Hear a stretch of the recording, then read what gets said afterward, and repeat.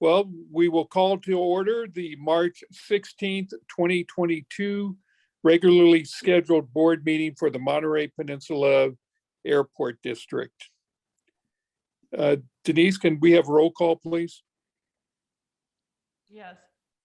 Director Sani? Here. Director Curcio? Here. Director Leffel? Here. Director Sabo? Here. Chair Miller?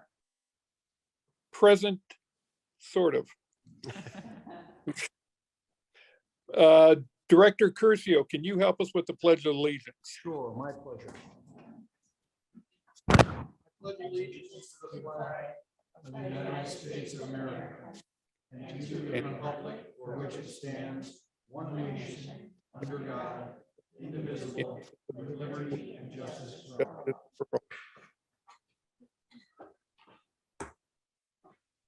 Okay, very good. Communications and announcements. Does any member of the board have any announcements they want to make?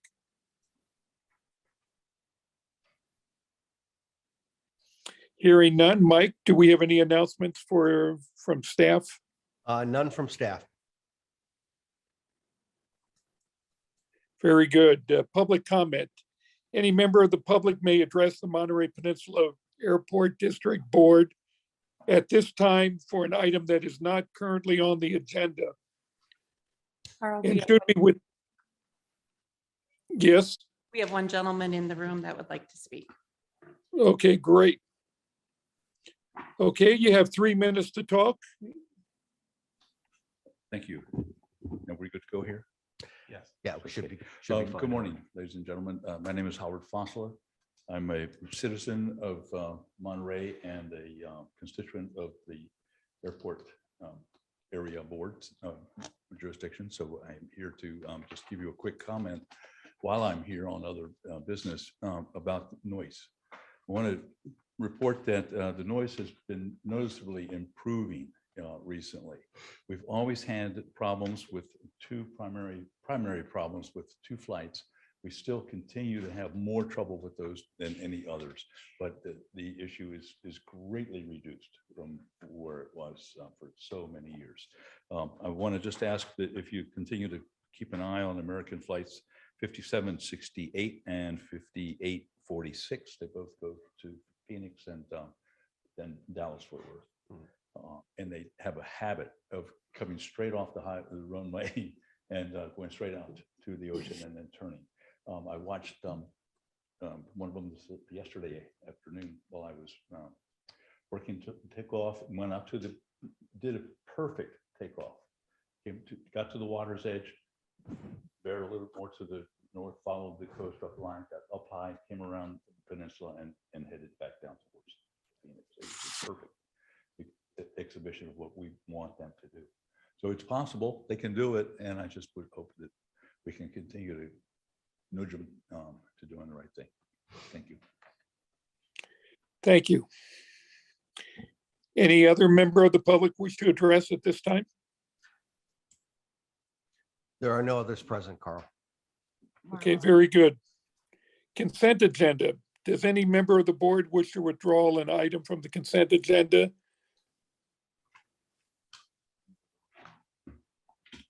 Okay, hearing none, I'll open it up to public comment. Any member of the public wish to talk on the consent agenda or pull an item from the consent agenda?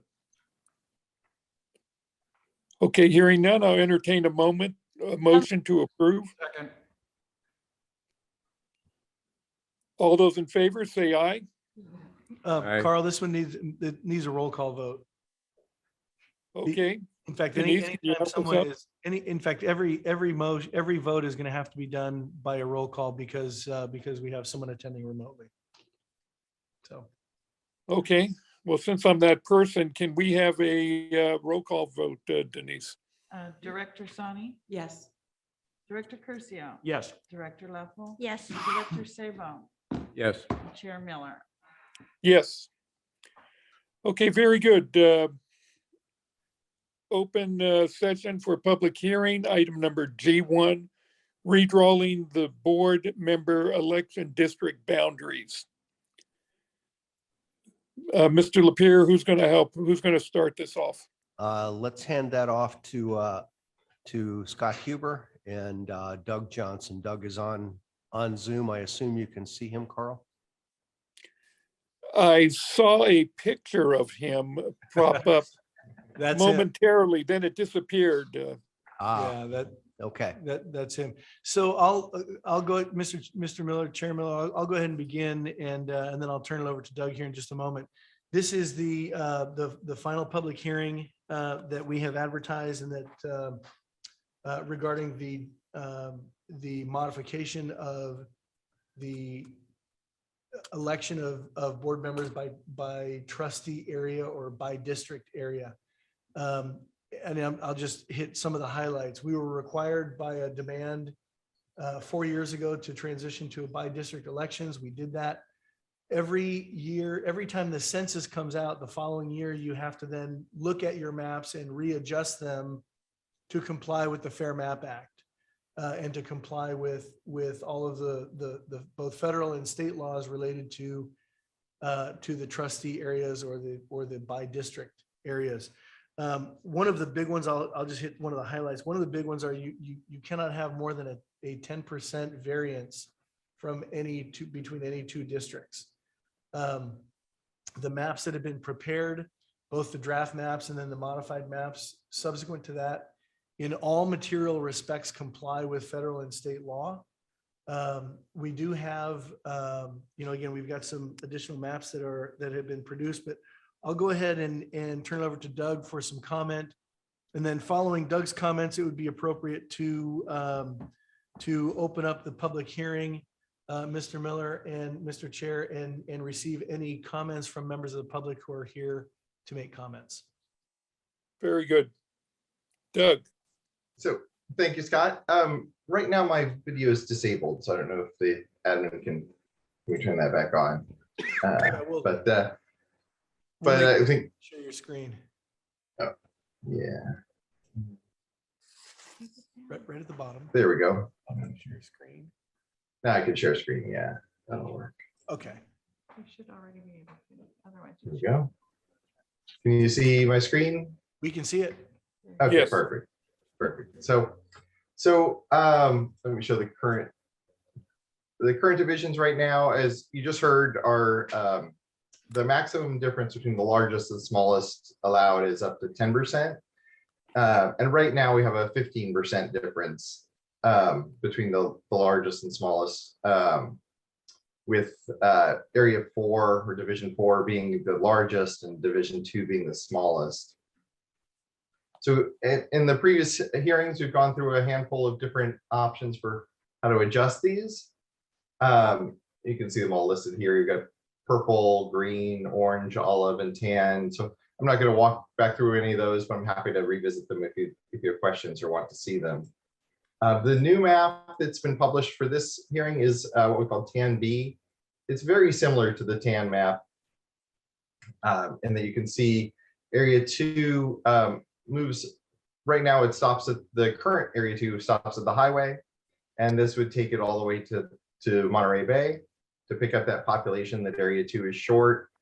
And then 3 would shift into actually have some trade-offs between 3 and 4, putting a little bit more Pacific Grove into 4 and a little bit more Monterey into 3 to balance those two. And then there's some small cleanup issues and balancing issues. So we have somewhat the road between 2 and 5 currently follows a road kind of through the hills, and Tan B would have that shift so that it would follow the same boundary that the school district out there follows, to get a little bit easier to understand line up there. And then one of the comments last meeting was about can we have more of a straight across line in the Fort Ord National Monument area? There wasn't a straight across the line census line that we could follow from the bottom of the city border.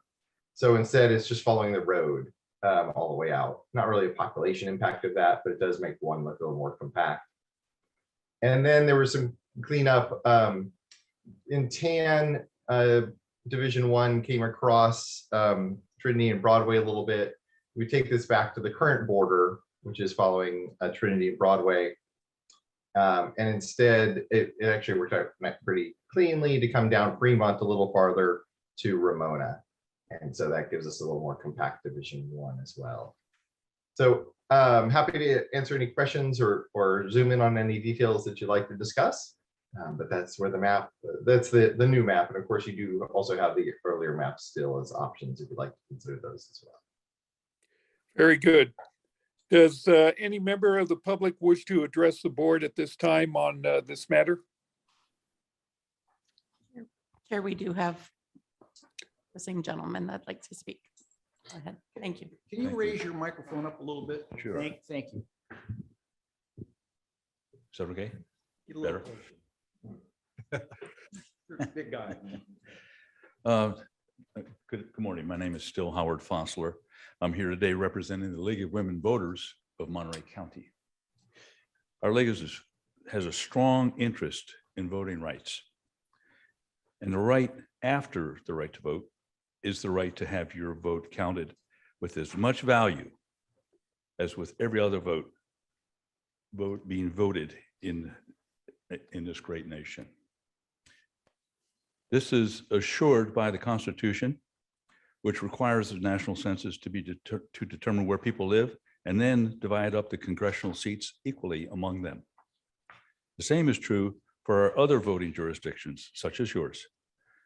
And you are dividing the people and you represent into even representative groups according to your best guess, so that they all have a fair chance at equal representation by you, by people elected by them to represent them.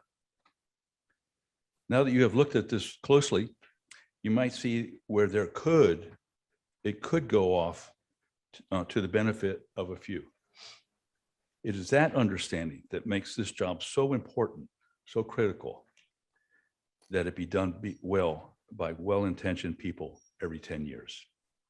It has been up to you to reassure that this little part of this great system works well. It has been up to you to pass on to an updated, modern, honest mechanism that will help assure, in its small way, the foundations of our republic are solid for the future. So thank you for your worthy effort. I'm impressed with your work.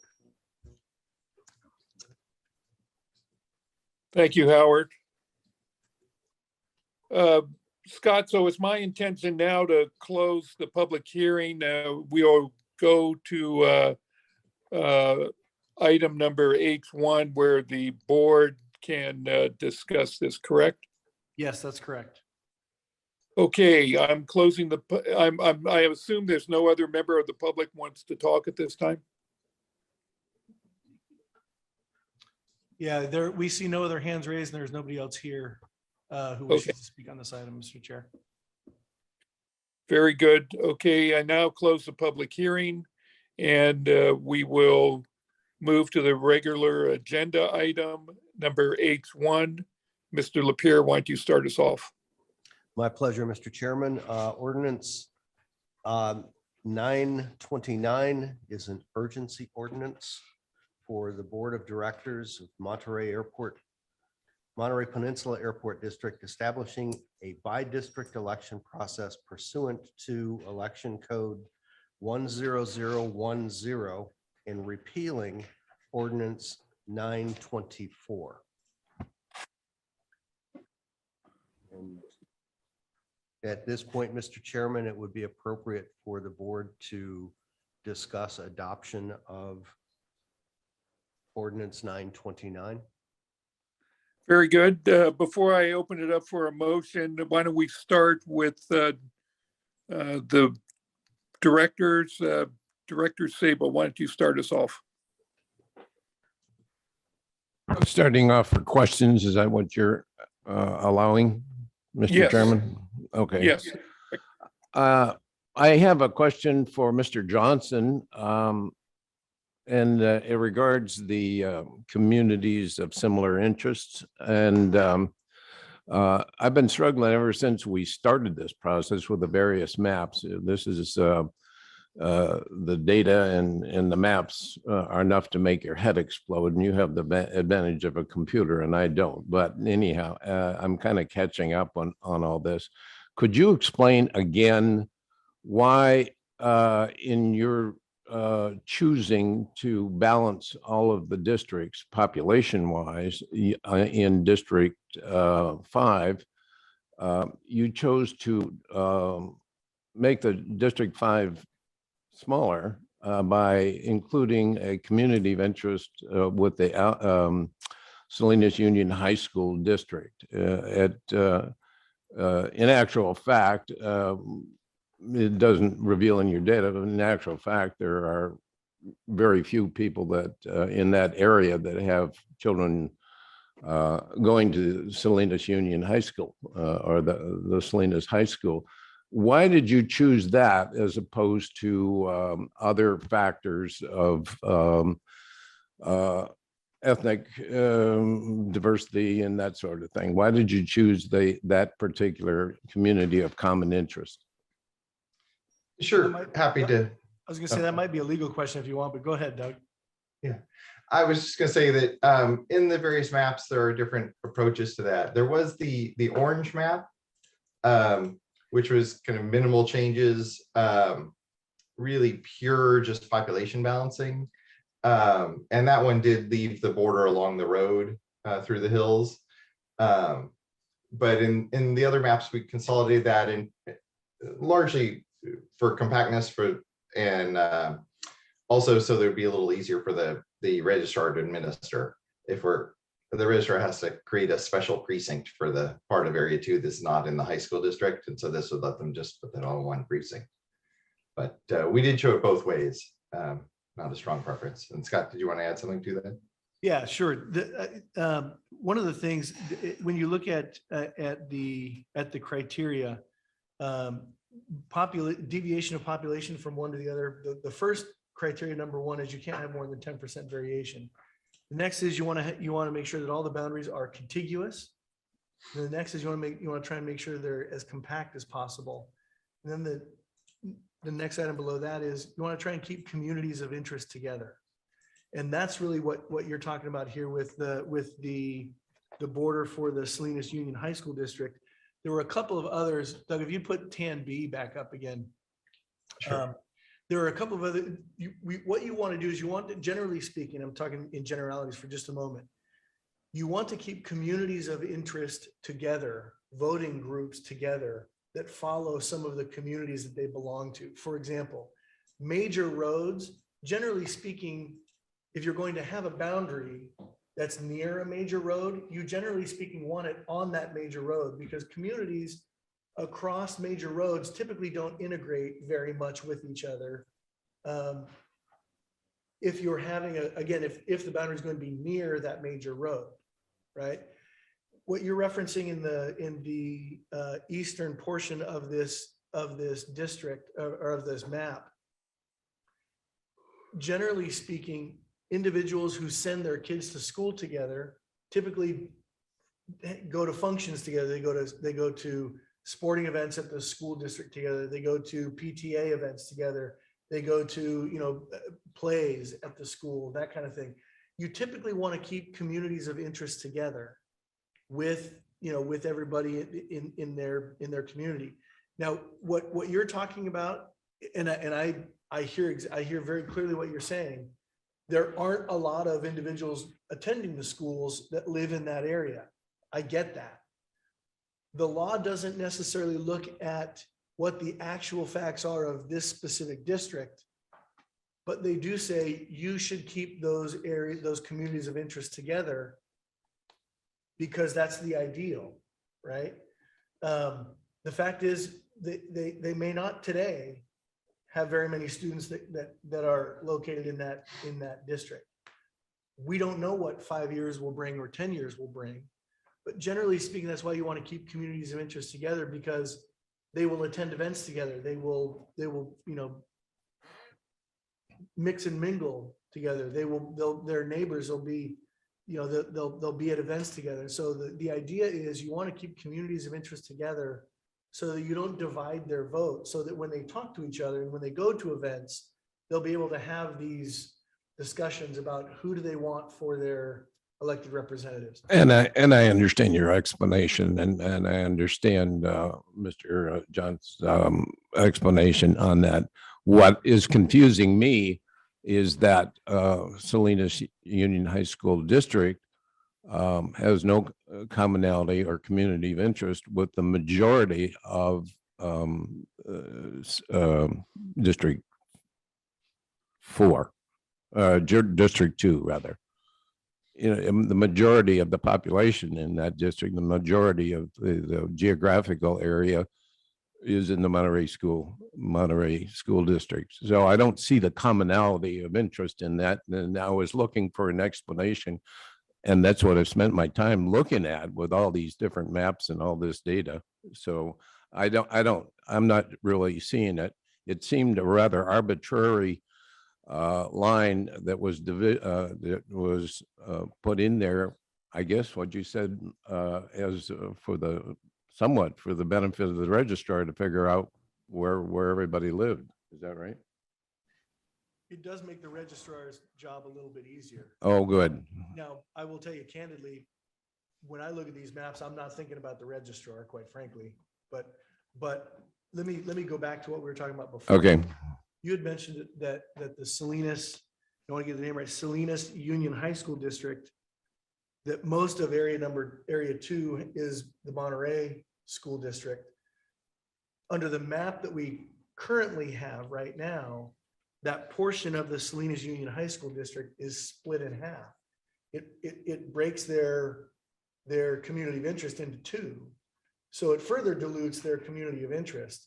I appreciate what you're saying that, hey, there isn't much community of interest amongst the Salinas Union High School District and the rest of area 2, but you do want to keep communities of interest together. And that is one that ought to remain together if it can be done. And this is where I go back to, look, all of these maps will withstand judicial scrutiny. Some are better than others. Some, keep more communities of interest together. And that was the intent behind TAN and ultimately TAN-B, was to keep more of the communities of interest together. You see some of the other modifications that were made on TAN-B, lines were moved to a major road instead of in a neighborhood. It tries to keep more communities of interest together. Can they all withstand judicial scrutiny? Yeah, I think they can. But it's the difference between, I'll use a school district term. It's the difference between an A and a B and a C. A C is still a passing grade, but the goal is to have an A. Okay. One final question. In discussing the criteria for communities of interest and how we're sorting out the various districts here, I didn't hear any references to the any federal acts. A lot of this was state interpretations or rules for establishing boundaries. And what role has the federal voting act requirements played in the division here as regards where populations of certain ethnic groups may play a role? Where does that factor in this decision? That was actually the first criteria, which is when you look at the populations, that can have no deviation more than 10%, we sort of glossed over some of the other criteria, which is you don't want to engage in packing or cracking or dividing up racial groups that ought to remain together. That's all together in that first criteria when you're looking at population. That's why that's why the data is provided with every map. Okay, so that's just assumed that It's not assumed. That work has been done in the background. The data that's there is there to prove it, to show that we're not okay. that we don't have a problem there. I can tell you that work has been done. It was done by Doug and his team, and I've looked at it and verified it. That's why I say all of these can withstand judicial scrutiny. Okay. So Those are the questions that I had regarding what I thought was kind of a strange inclusion of the Salinas Union high school district in that area. And the attempt, I guess, to balance population by doing that. So that's the end of my question. Okay, thank you. Director Sani. I appreciate the TAN-B. I think a lot of the feedback and things were taken into account. It makes sense to me. I appreciated the public comment as well and the League of Women Voters having representation here through this process. I'm comfortable with what we have in front, and as legal counsel has stated, it should stand, and the numbers have been verified on the back. And we're not doing any packing or cracking or any of those things. Thank you. Thank you. Director Curcio. Thank you, Chair Miller. I actually agree with Director Sani, and I have no further questions. Okay, thank you. Director Leffel. Thank you. I also believe that TAN-B looks really good. I thought TAN was good, and I think TAN-B takes it a little bit better. I am very cognizant of the fact that the population distribution is about as even as it can get when you look at how some of our areas are so heavily densely populated and how some of them aren't. I know that that makes it really difficult, and it makes it difficult visually, like, wow, somebody's got such a big territory, but in reality, they have fewer people because the lots are bigger and the houses are spread out. So if I heard correctly, the one thing, just to go back to Director Sabo, I thought I heard, Doug, you say that it was in part for the precincts that are already established for voting. Isn't that what you said? So that it's not creating like a split precinct or a separate precinct? Is that what I heard? Yes, I think as your legal counsel laid out, the key thing is the community of interest is united. But one of the benefits of that is that right now the registrar has to split that little piece of the high school district into two different precincts. And this would allow them to consolidate that and just have one precinct for that whole small area. Which should make it less confusing. I know there's a lot of confusion just because we butt up against the former Fort Ord, and that was federal property. And so when our boundaries were drawn, there are people who were who now have houses, but they were where the former Fort Ord was. So they are not allowed to vote for any airport board members. Same thing with if you go like down Carmel Valley Road, one side votes, one side doesn't, because that was all pasture land. So I know it's confusing to people. People will say, how come you're not on my ballot, kind of thing. And, hey, it's a 1941 district. So I appreciate all the work you did. And I've looked at these numbers over and over, and it looks to me like TAN-B comes up to be a really fair way for us to represent our entire community and give our community the opportunity to be represented. So thank you. Thank you. I have to agree that TAN-B seems to be the better of the map. I am sensitive to what Director Sabo pointed out, because it is affecting him more so than anybody else on the board. I do think the boundaries look a lot cleaner now.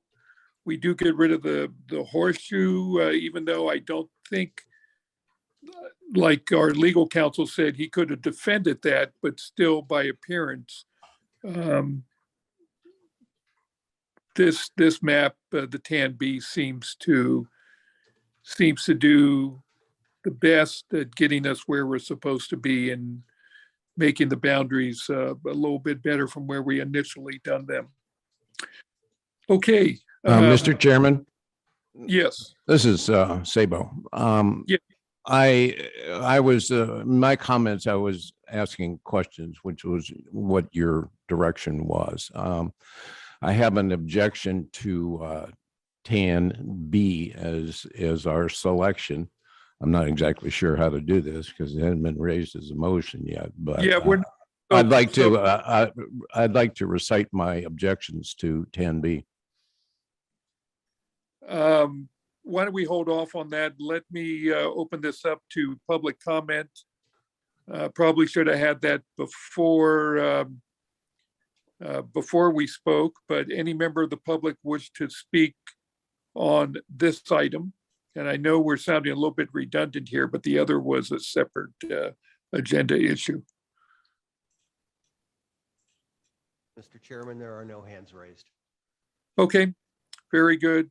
And Mr. Chair, So, Mr. Miller, can I jump in and maybe explain a couple of items just going forward as to what we need to look at? okay, So as it was mentioned, this is an urgency ordinance. And you may be wondering, why are we doing an urgency ordinance for something that we've been talking about for several months?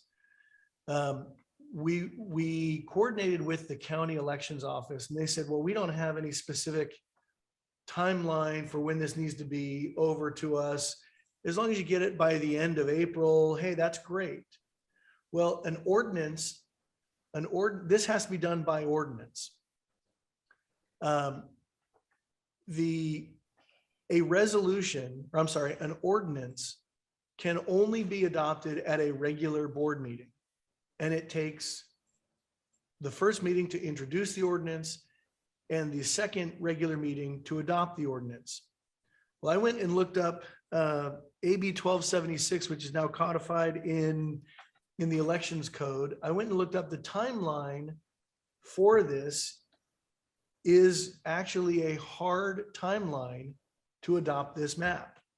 And that is on April 17th. It's 205 days before the general election in November. And I pulled out my trusty Google research assistant and went back, and that is 205 days before is April 17. Your regular board meeting in April is April 20th.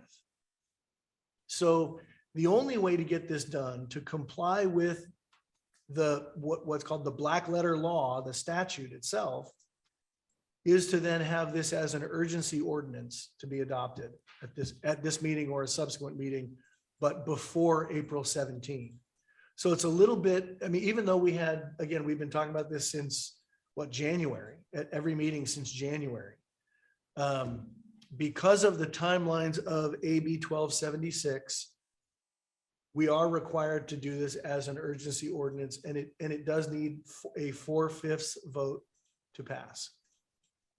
If we were to adopt it as a regular ordinance with then the second reading on April 20th, it actually would open the door for someone to challenge the map adoption, to say, you didn't comply with the timeline that's in the statute. And they'd be right. Now, what's the remedy for that? I don't know. And I'd rather not find out. So that's why this is teed up as an urgency ordinance for you to adopt. Urgency ordinances can be adopted at a regular meeting or at a special meeting, and they take effect immediately upon adoption. So assuming that this ordinance passes with a 4/5 vote, which is what it would need to pass, then it will take effect immediately. We can transmit it to the county elections office and we'll be done. That's issue number one. Issue number two is this board needs to select a map. And issue number three, after you select a map, then we need to talk about sequencing of elections. Which districts are up in 2022?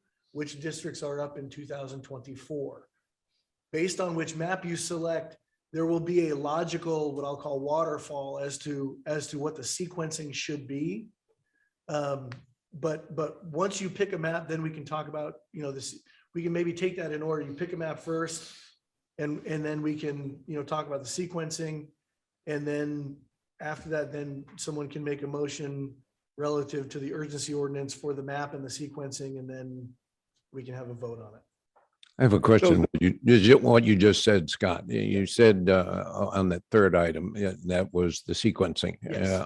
I was under the assumption that the election requirements, regardless of which map we choose, which districts we choose, that the election requirements follow the person rather than the district at this particular juncture, Yeah, right? so I don't want to conflate two issues, right? If you're sitting here today looking backwards, what happened at the last election and the election before that, that follows the person. Sitting here today, moving forward, there is a logical scenario that would play out for each one of these sequences, right? But that's not necessarily required to be done, but it is good. It is good election policy. It is good governance policy to do it. Let me give you an example. The last election, Director Sawney, Director Miller, and I believe you, Director Sabo, were elected at the last election. No, it was Leffel. Director Leffel. Well, Director Miller. Leffel was, but both of you were elected by acclamation. No, you filed your papers, nobody else filed them. Correct. So that's still, you were still elected, even though it was by acclamation because nobody else challenged But you. Director Miller was not up for Oh, I'm election. sorry. Did I say Miller? Oh, I'm sorry. My mistake. You've been conflating again, haven't you? Yeah, it happens when you get up at 3:00 in the morning to look at weather to see if I can fly today, actually. Director Sawney, Director Leffel, and Director Sabo. At the last election, you all were installed, right? So it would logically follow that the areas that you are in going forward, that those would be the districts that would come about in 2024, right? It's not required to do that, but it would make certain good public policy to do that, right? But regardless of how the districts work out going forward, the three of you were elected. If one of your districts is determined to come up in 2022, you will still be on the board through 2024, the term for which you were elected at the last election. And we will be representing what? Well, this is where I'm going to put on my good governance hat and say, you are representing the entire airport boundaries. Now, you were elected from a particular district, but the fact that you were elected from a particular district, you still represent everybody. I'm not a fan of the eventual provincialism that comes with some of these districts and territories, where you have some elected officials who will say, well, you need to go talk to your representative. Last time I checked, if you're a member of the airport district, if you're a constituent of the airport district, then there are 5 board members you can talk to, not just one. But that's my own. I noticed that the United States Congress and the state legislature doesn't subscribe to that particular philosophy. So, Yeah, we can have a long discussion about that particular Sure. philosophy, I'm sure, but. okay, yeah, well, you answered my question. Thank you. Okay, so I will give you an opportunity to speak, but let's see what map we're going to go with. So at this time, I'll entertain a motion to propose a map. I would move that we adopt the map that is labeled 10B as our new district boundary map. I'll second that motion. Okay, we have a first and second. Let's open it up for discussion on this map only. Director Sabo, I'll turn it over to you now. Okay, thank you, Mr. Chairman. I realize that we've had 2 other sessions dealing with this redistricting business. I'm observing, though, that TAN and TAN-B were recent additions to all this sort of thing. At our last meeting, I really didn't have a chance to look at in depth at the data supporting TAN. And now TAN-B is arrived since our last meeting. But I object to, I have a serious objections to redistricting using map 10B or map 10.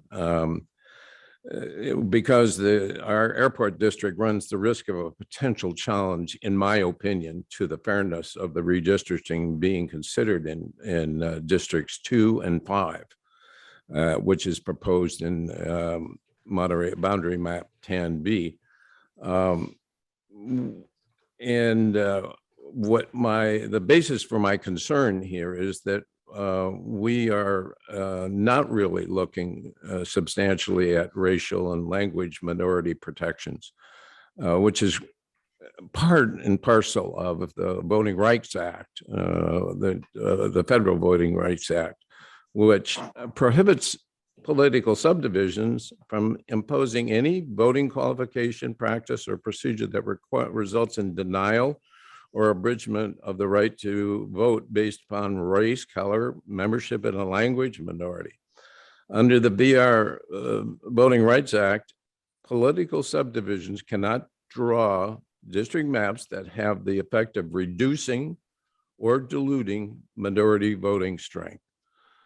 And 10B does that. The districts 5 and 2 boundary map on 10B being recommended are diluting the influence of the existing District 2 Hispanic community by increasing the concentration of Caucasian citizens in District 2 by relocating citizens from District 5 at the expense of the Hispanic community. This is being accomplished by using the Salinas Union High School district boundary, which is rather arbitrary, to define a community of similar interest, and thereby moving the District 5 population in that area into District 2. This arbitrary division of similar community interest of the Salinas Union High School district is unsupported and actually has the effect of moving a predominantly Caucasian population in District 5 into a District 2 with a larger Hispanic population, thereby diluting the influence of the Hispanic community in elections.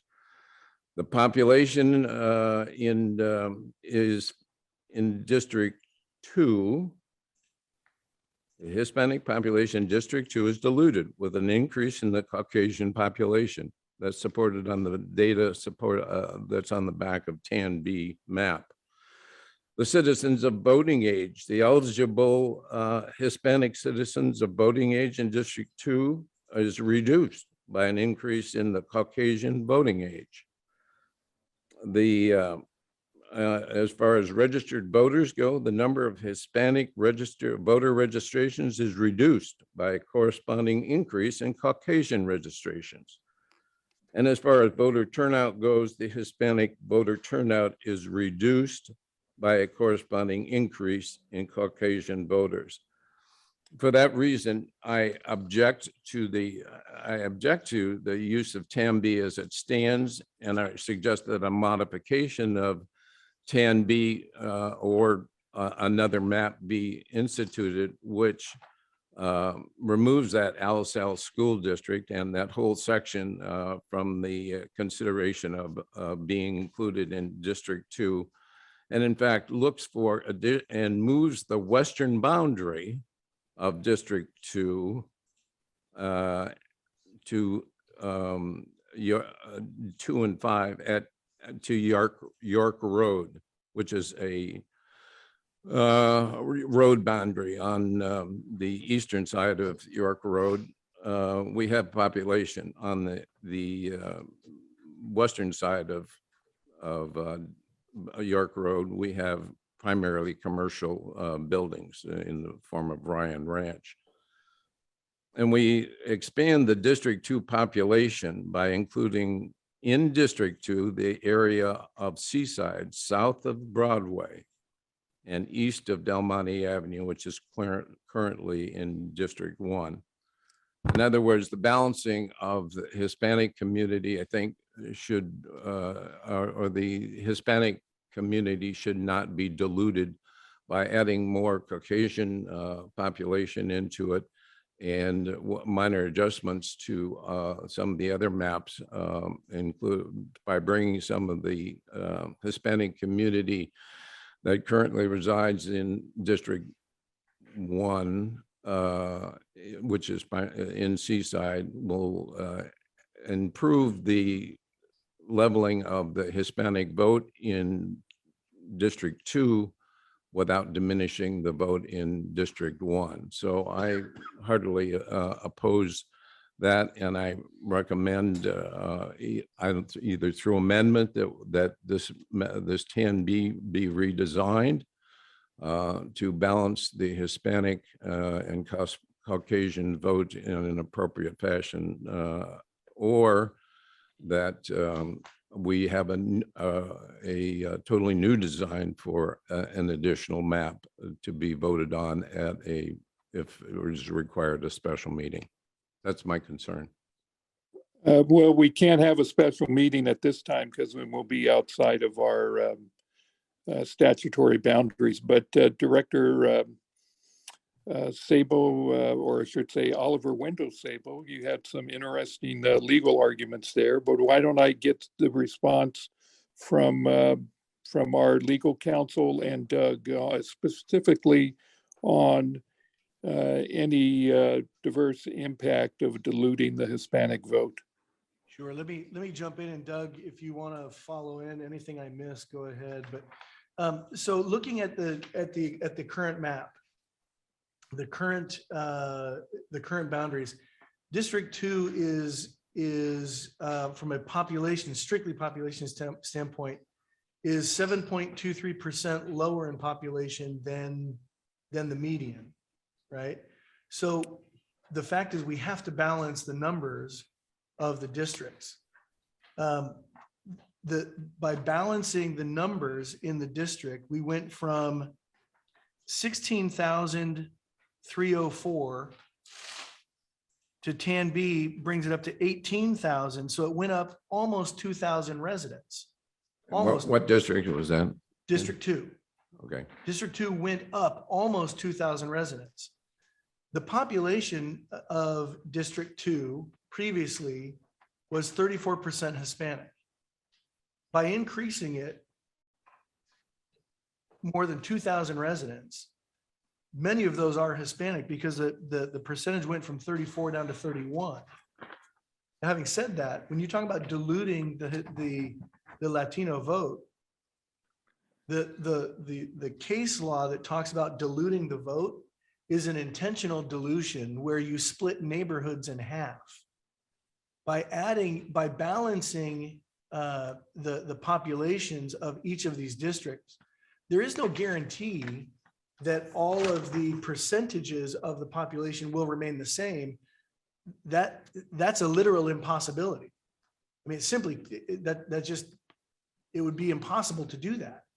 What the case law refers to under the California Voting Rights Act and the Federal Voting Rights Act is an intent to dilute the votes, an intent to split neighborhoods down the middle, either by cracking or by packing them together in a certain way where you draw lines so it gets everybody that lives in a wide area all in one district, right? You make the lines non-contiguous, or I'm sorry, non-compact, so that it gets all of the minorities in one area and thereby diluting their votes from the other districts. The fact that the numbers went from 34 down to 31 does not mean you have diluted the minority vote of the Latinos that live in District 2. Because when you look at just strictly the numbers, it went from 16,000 up to 18,000. You added almost 2,000 people, which is more than 3%. And so you added actually a significant number of Latinos as well in that area to go from 34 down to 31 when you add in 2,000 people. And again, the case law looks at an intent to draw lines in a way to cause vote dilution.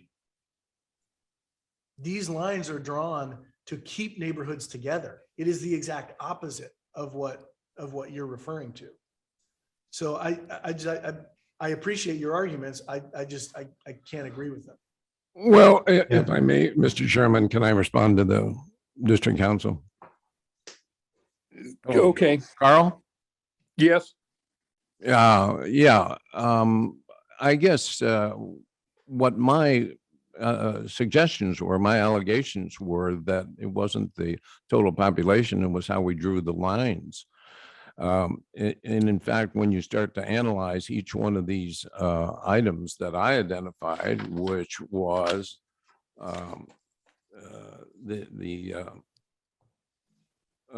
citizens of voting age, registered voters, voter turnout, and each one of those cases, the Hispanic percentages were reduced with an increase in the Caucasian population. And in fact, as far as keeping communities of interest together, we, by bringing all of District 5, that's north of Highway 68 into it, I don't know that we brought any communities of interest together here. They were already together, and now we have imposed all of District 5 into not all of District 5, all of that District 5 that's north of Highway 68. We've imposed that into District 2, and doesn't seem to be any similarities at all. There's a big break between the old District 5 and the new district and District 2, and that is Ryan Ranch. And it's hard to do this without a map, I'm trying to describe it visually. But the fact of the matter is, all of the categories that I identified, there was a diminishment, a dilution of the Hispanic vote in the whole thing. What I don't want here, and you're our lawyer on the thing, but what I don't want is a challenge where using our own statistics that are on the back of this map that show Hispanic population in registered voters, voting age, all that sort of thing being diminished with an increase in the Caucasian vote. And all of that seems rather artificial to me, when in fact we could have redesigned the map to balance the Hispanic vote in Seaside and in the area represented in number 2, which is in Monterey. That is the very definition of cracking and packing. Balancing? Yeah. If you're not looking at communities of interest. What is a community of interest that's demonstrated on 10B here, other than the Salinas Union School District? I don't get it. That's it? That's the major one that we're talking about. The other one is you've got major, I think Broadway is one of the major streets that are where the line is now on those major streets. Let me have Doug address some of the data, because I want to get into this. The fact that numbers have gone down does not mean vote dilution has happened. I want to have Doug address some of the data, because I don't think the data backs up what you're saying, but Doug, correct me if I'm wrong. I want to have Doug get into the data on this. No, I just want to highlight the numbers. Number one, from the Voting Rights Act, from the Federal Voting Rights Act perspective, the focus of this jurisdiction is almost entirely on District 1. As your legal counsel was just referring to, the goal is to get a majority under the Voting Rights Act, is to get a majority Latino district, given that that's the largest group in your area. There's no way to do that. You can't get a majority Latino division, but Division 1 is a majority minority. Actually, there's no ethnic group that's over 40% in Division 1 in the existing map or in the TAN-B or any of the other maps. So it is a 60% what we call protected class district.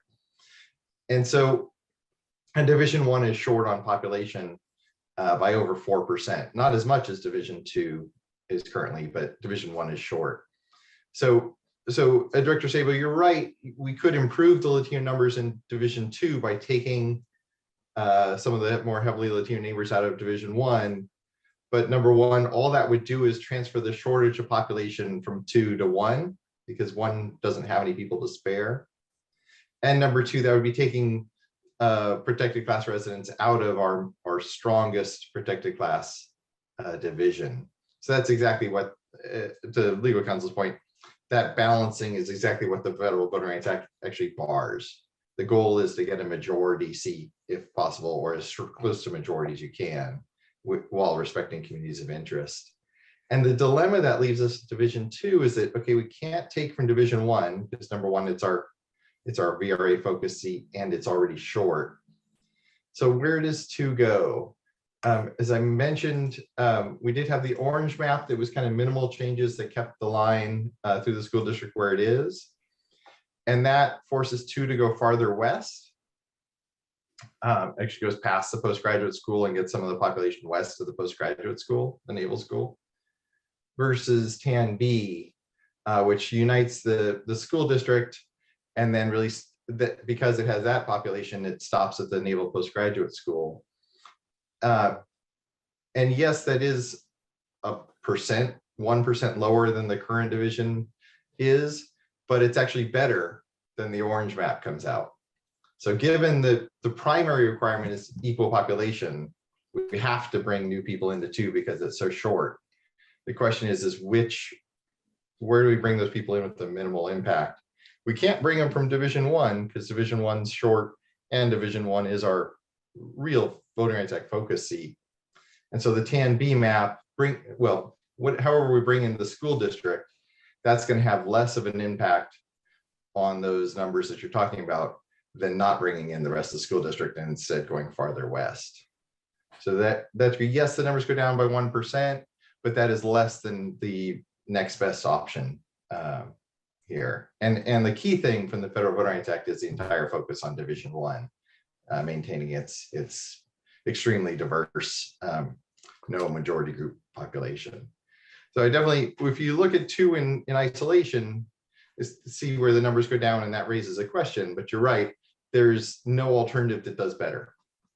We can't, it goes directly against the Federal Voting Rights Act to weaken your strongest Latino seat, Division 1, in order to go from 15 to 16% in Division 2.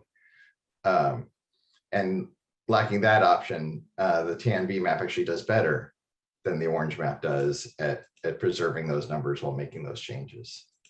So, okay, Mr. Johnson, let me make sure I understand here. What you're suggesting or what you're telling us is that in order that we should do an awful lot to preserve District 1 and the Hispanic concentration in that area here by expanding District 2 with a Caucasian population. In other words, expanding the Caucasian population, diluting the Hispanic vote in District 2 in order to preserve a higher concentration in District 1. Is that what you just said? It's close, but I wouldn't phrase it that way. I would say number 1 priority is preserve our majority minority Division 1 and don't weaken the protected class strength there. Then with Division 2, under federal law, we have to bring it up to the population requirement. So what way do we do that minimizes the impact on the protected class voting strength in Division 2? And none of these maps have any significant impact that the 1 or 2% is actually within the margin of error of the data. But at least symbolically, TAN B has the least reduction when bringing in voters, because there are, as you know, outside of Division 1, there are no clusters of Latino voters that could be brought into Division 2. And so what we're looking at is what dilutes them the least, given that federal law requires us to add population to Division 2. Okay, so if we took any of the Hispanic population or the Hispanic concentration from District 1, moved it to 2, that would be what did you say? Cracking? Illegal. Yeah. It Yeah. It would be contrary to federal law, yeah. Okay. Okay, I'm not sure I understand that, but I'm not an expert in demography here, so. okay, thank you. Director Sani.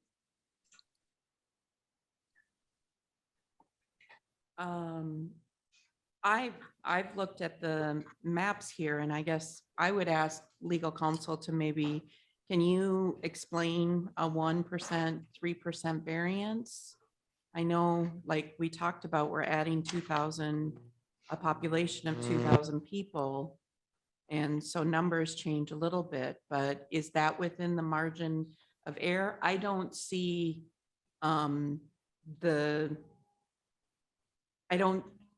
what's the word I'm looking for? I don't see, a major difference ultimately. I mean, I'm seeing, we're talking, I wrote down, I calculated, we've got a 3% difference in the total population for the Hispanics. We've got the citizen voting age is 1%, voter registration is 2%, voter turnout is 2%, and 1%.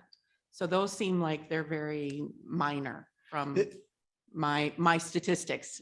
Yeah, analysis they way back are. when. They are minor and they are within the tolerances allowed by both federal and state law. Okay. And could you explain tolerances a little bit? I mean, what is Yeah, the deviation? Yeah, it's sort of a from nebulous concept, but let me go back to the discussion we were talking about. If you have a majority minority population that makes up a majority of the population in an area, that's a protected area. You cannot then split that into different districts, because you would take what essentially is a majority minority district, and by splitting it into two, you would then be diluting the votes of that minority population. So this is where, and again, it's not all science. There's a lot of art to it. But when you look at area one, you've got limited directions where you can go, because number one was short on voters. So you needed to add to it, but you don't want to add to it by taking away from another area. And so that's why he said the only real direction it could go is kind of how it went. Area number two needed to add some as well. And we've done that. But so it's, I hate to use the phrase that the Supreme Court used, it's sort of like art, you know it when you see it. You will know violations of the Voting Rights Act when you see it. If we were to take Seaside and split it down the middle, instantly you'd say, wait a minute, that's a problem. Because you've got a majority of Latino population that live in Seaside. So you'd immediately be thinking, why is that line running there? And then when you dive into the statistics, the only conclusion you could come to is, hey, they're trying to divide this to make it so that you don't have a majority minority population. And so the numbers that we have, like I said, they regardless of the map you pick, we wouldn't have presented you a map that violated the law. They all will withstand judicial scrutiny. Some get a higher grade than others. And that's ultimately how we came to TAN and then TAN B. And to Director Sabo, I think the other thing for me is, if you look at District 5, that would be Carmel School District for the most part. So either way, the Salinas Union High School District is going to be represented either with MPUSD or Carmel, either with District 2 or District 5. So that little. I'm not familiar with the boundaries of the Carmel School District, but I don't know that it extends all the way up to Highway 68. So, and I'm not familiar. I just I know don't that think it does. the majority of that area would be that. So I'm again, for me, because it's such a small deviation, I'm not seeing it. And again, we're also adding 2,000 in population. So those are my comments for now. Okay, thank you. And Scott, I think that was obscenity the Supreme Court was talking about, not art. That Yes, I took a little bit of liberty there with that quote, but Thank you. Director Curcio. Yes, thank you. So I have a high level of confidence in both our consultant and our counsel. And I feel comfortable with everything I've heard that we are not going to be subject to a challenge if we adopt this map. And therefore, that's all the comment. I have no further comment. Thank you. Director Leffel.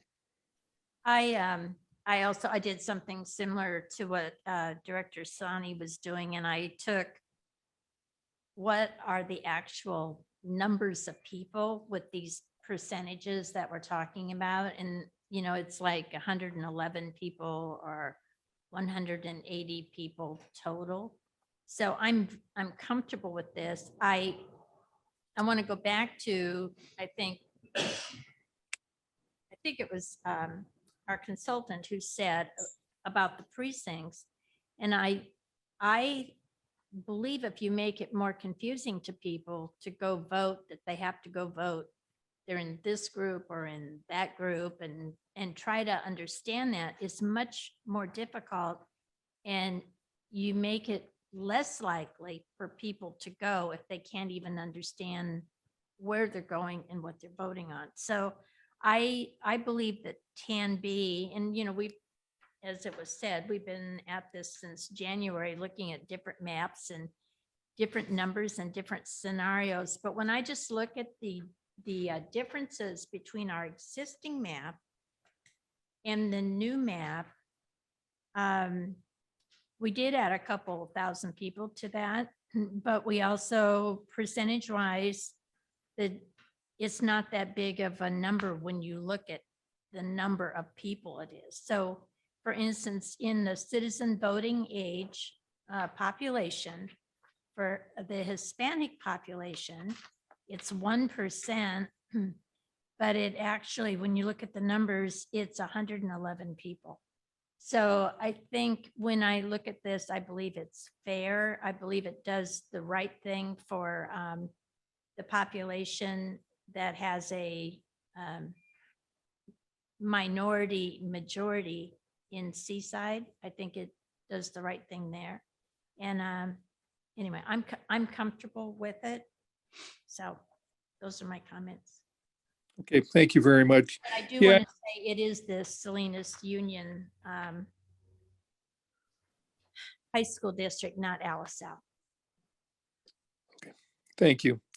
You know, someone once said that perfection's the enemy of progress, but in this case, we really have run out of time to go and try to fine tune these even more. We have to make a decision here today, and it sounds like the best alternative out of all of these is the one that we have a first and second on, and that's TAN B. Carl, may I make one more comment? And I had to wrap my head around this, so maybe it makes it so it's more understandable. But we can't just say this street makes the difference or that street makes the difference, because we have to look at how the precincts are already set up. And I think that's the other thing. And I understand that's what Mr. Johnson does, which he balances it, but he has to also balance it by the census tract and by the precincts.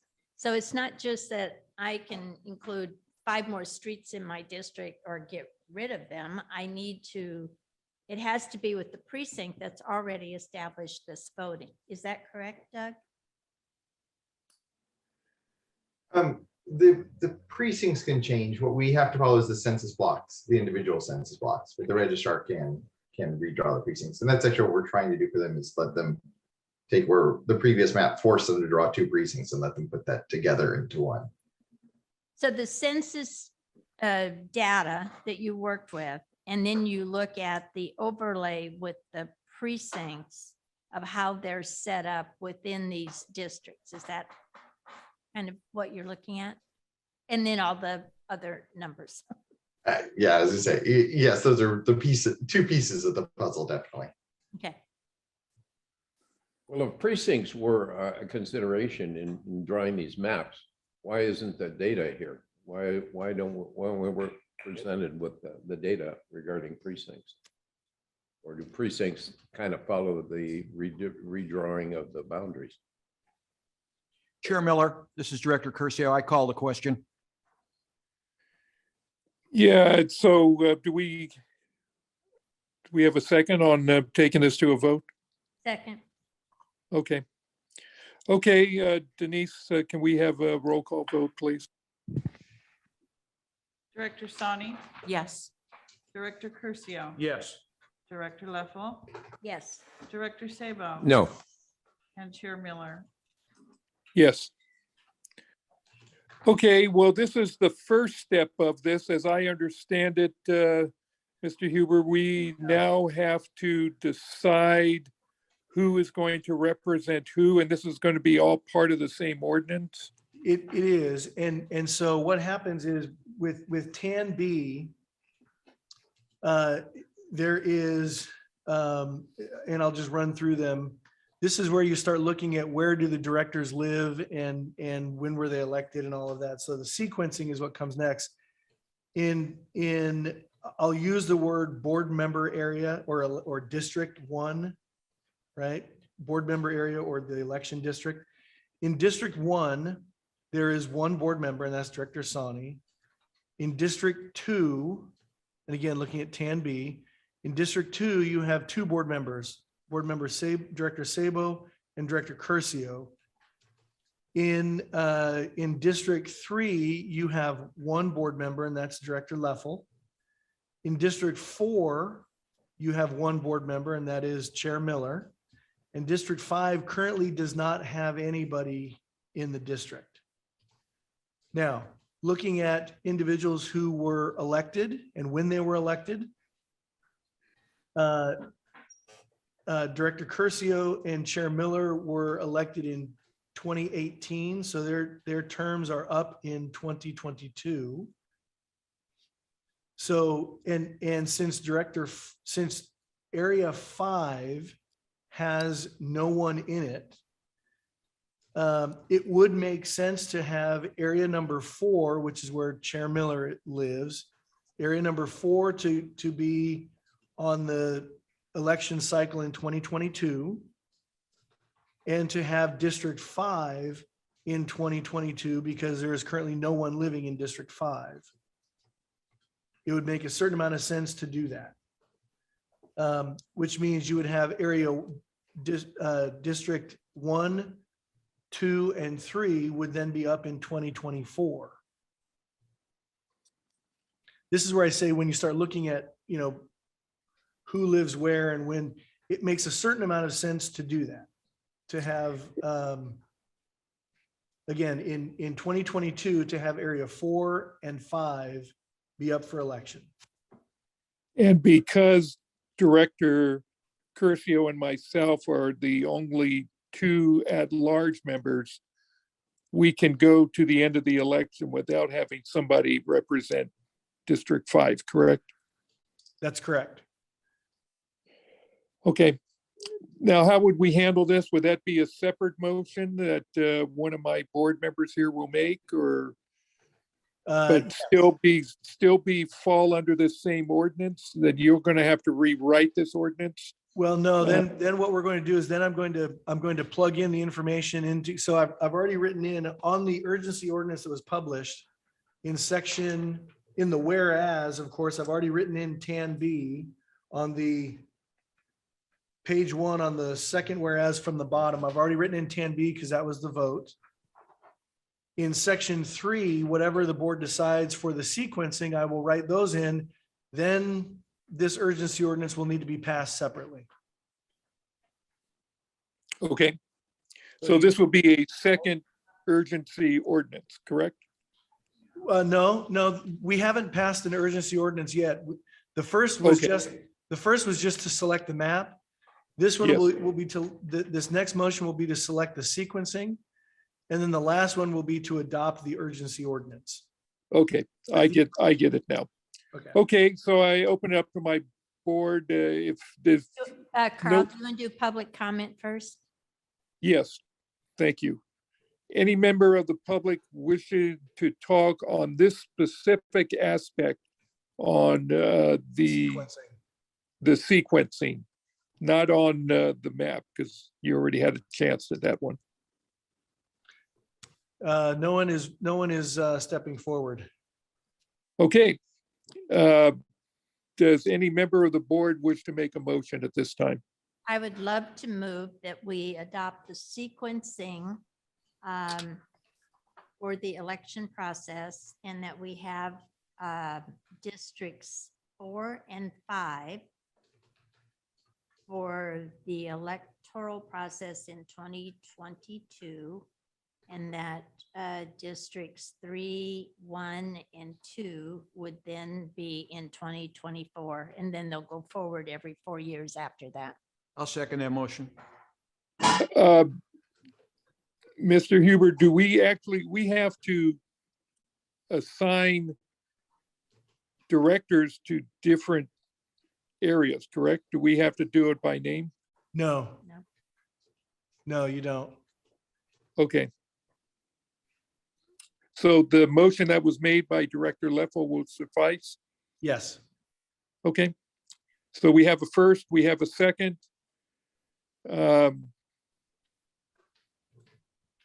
I don't believe I opened this part up to comment to the board members. So let's start. Forgive me, I'm half asleep and 8,000 miles away from you right now. But the miracle of science brings me right next to you, like I'm right there. Let's start with Director Leffel. Any comments on sequencing? I guess not, since you made the motion. I believe it's the fair way to do it. Okay, Director Curcio, No comment. Director Sani. I have one question for council. Is there any reason to stagger it more? I mean, I understand that we've got elections, or we've got people in these districts, but I mean, 4 and 5 are right next to each other. That's fine. That's okay. Yeah, there's not And a I problem mean, there. you've got the representation every 4 years, so. Yep. Okay, thank you. Okay. Director Sabo. Yeah, I have a question where I need help from district council.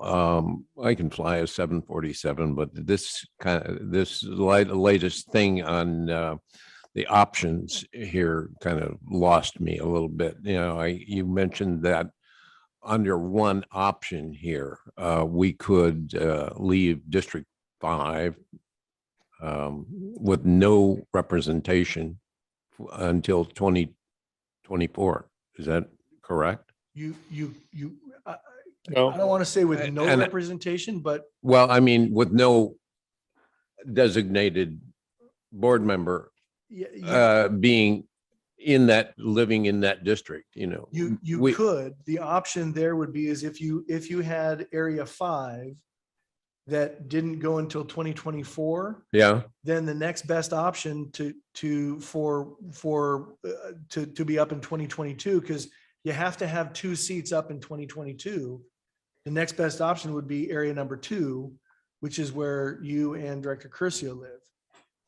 In that instance, if the board decided that area number 2 would go up in 2022, then again, assuming. then 5 could stay at where it currently is, which is 2024. Is that right? It could, and what would happen is then you would have a decision to make.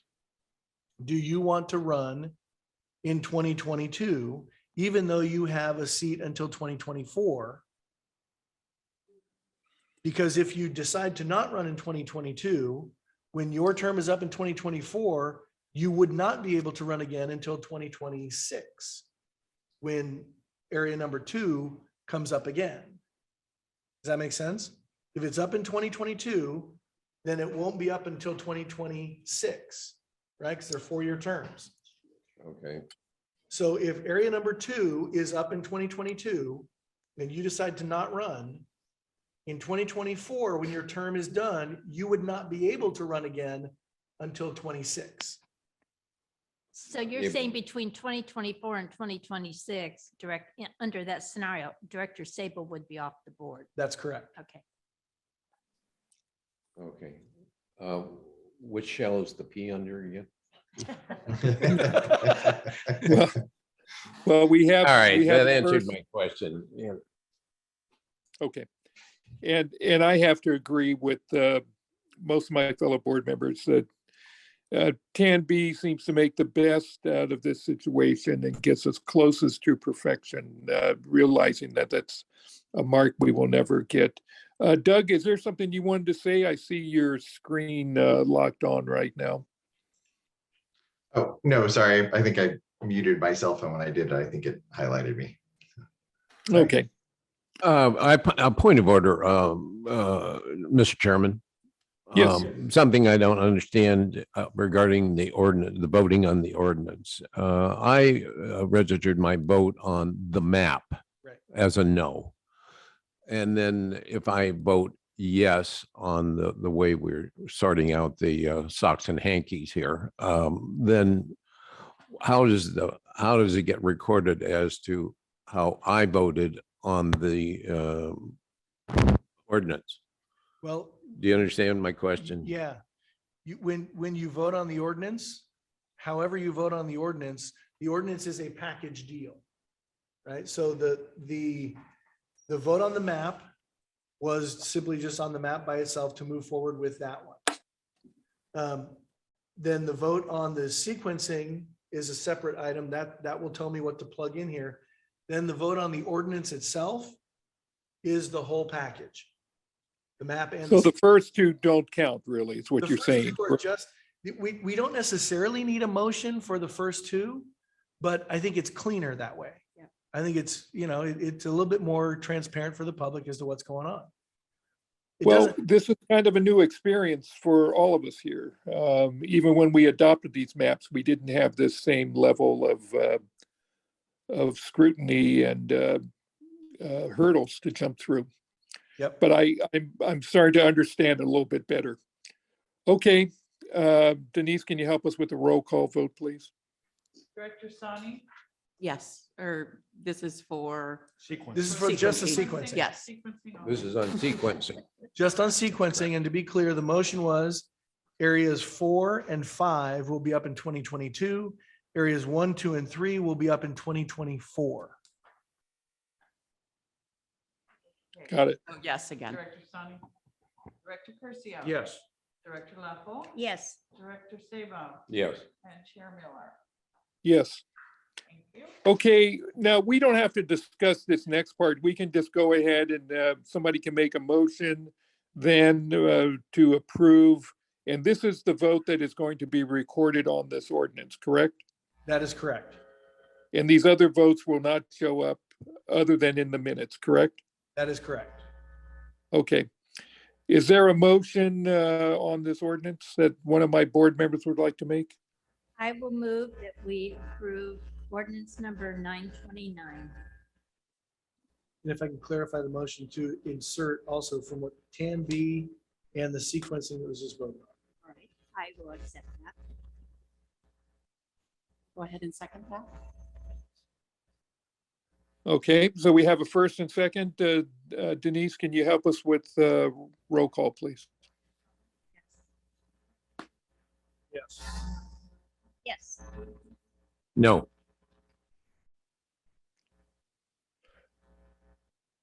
I can't hear anything. If you're asking me my vote, I vote yes. Yes. Thank you. Okay, this item passes with a 4/5 vote. Okay. Well, it is 6:30 here. My wife is circling the room indicating that we're long overdue for dinner. Unless my board demands I stay, I would like to turn the meeting over to Vice Chair Sani to run from this point on. Have a great vacation, Carl. Thank you. And I thank everybody for their hard work our staff, Doug and Howard, for showing up for all of these, and each one of us for going through all of this and giving it a lot of thought.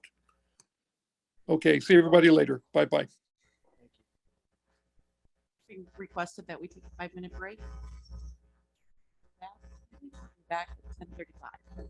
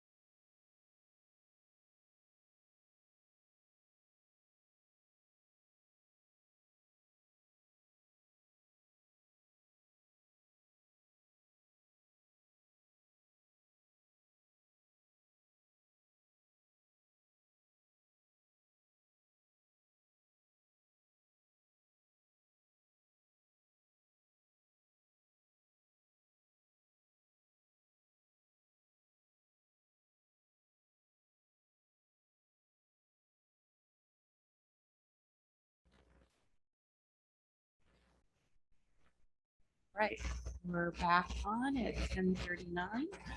And again, Mr. Miller has dropped off. We can now have regular agenda item 2, which is for discussion of the local LAFCO ballot. Agency Formation Commission of Monterey.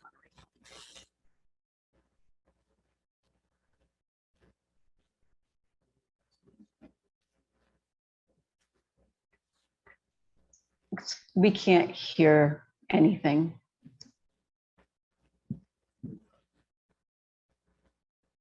Chris, can you hear now? Yep, absolutely. Perfect. Sorry about that. There are 3 candidates running for the LAFCO seat to represent special districts. This is a 4-year term. The 3 candidates are David Kong, who is currently the board president of Greenfield Public Recreation District. Marianne Leppel, who is currently with the Monterey Peninsula Airport District and the current representative of special districts. And Gail Morton, who is a board member of the Marina Coast Water District. Your vote is required. It's the deadline for you to file your vote. Your choice is April 1, 2022. And again, it's a 4-year term. Chair, I would suggest discussion at this point amongst the board members. Should I open it up to public comment first? Public comment, if there's any, or online? Looks like we have one. Go ahead, sir.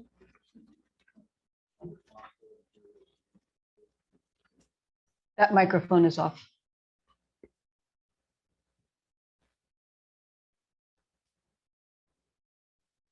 Is that good? Can you hear now, Chris? We can hear now. Yes, thank you. I'm here as an individual and a resident of this district. I saw this on the agenda and it just made me think that this is a good time. The reason that it's before you is because it's an opportunity to evaluate and discuss what you want to do with this. And I think that's important right now because the airport board, from where I sit, has been battered around a bit in public opinion by a couple couple of things that have happened recently that caused some unrest among a lot of people in the community. So this is a chance to have the board express itself about those things, and it carries more weight, I think, now than perhaps in the past. So I just want to say that please take a careful look at this and think about it, because it's going to be, it's going to represent your view in a number of ways. So, please consider it. Thank you, sir. Is there anyone else online? I don't see a hand raised. I'm just making sure.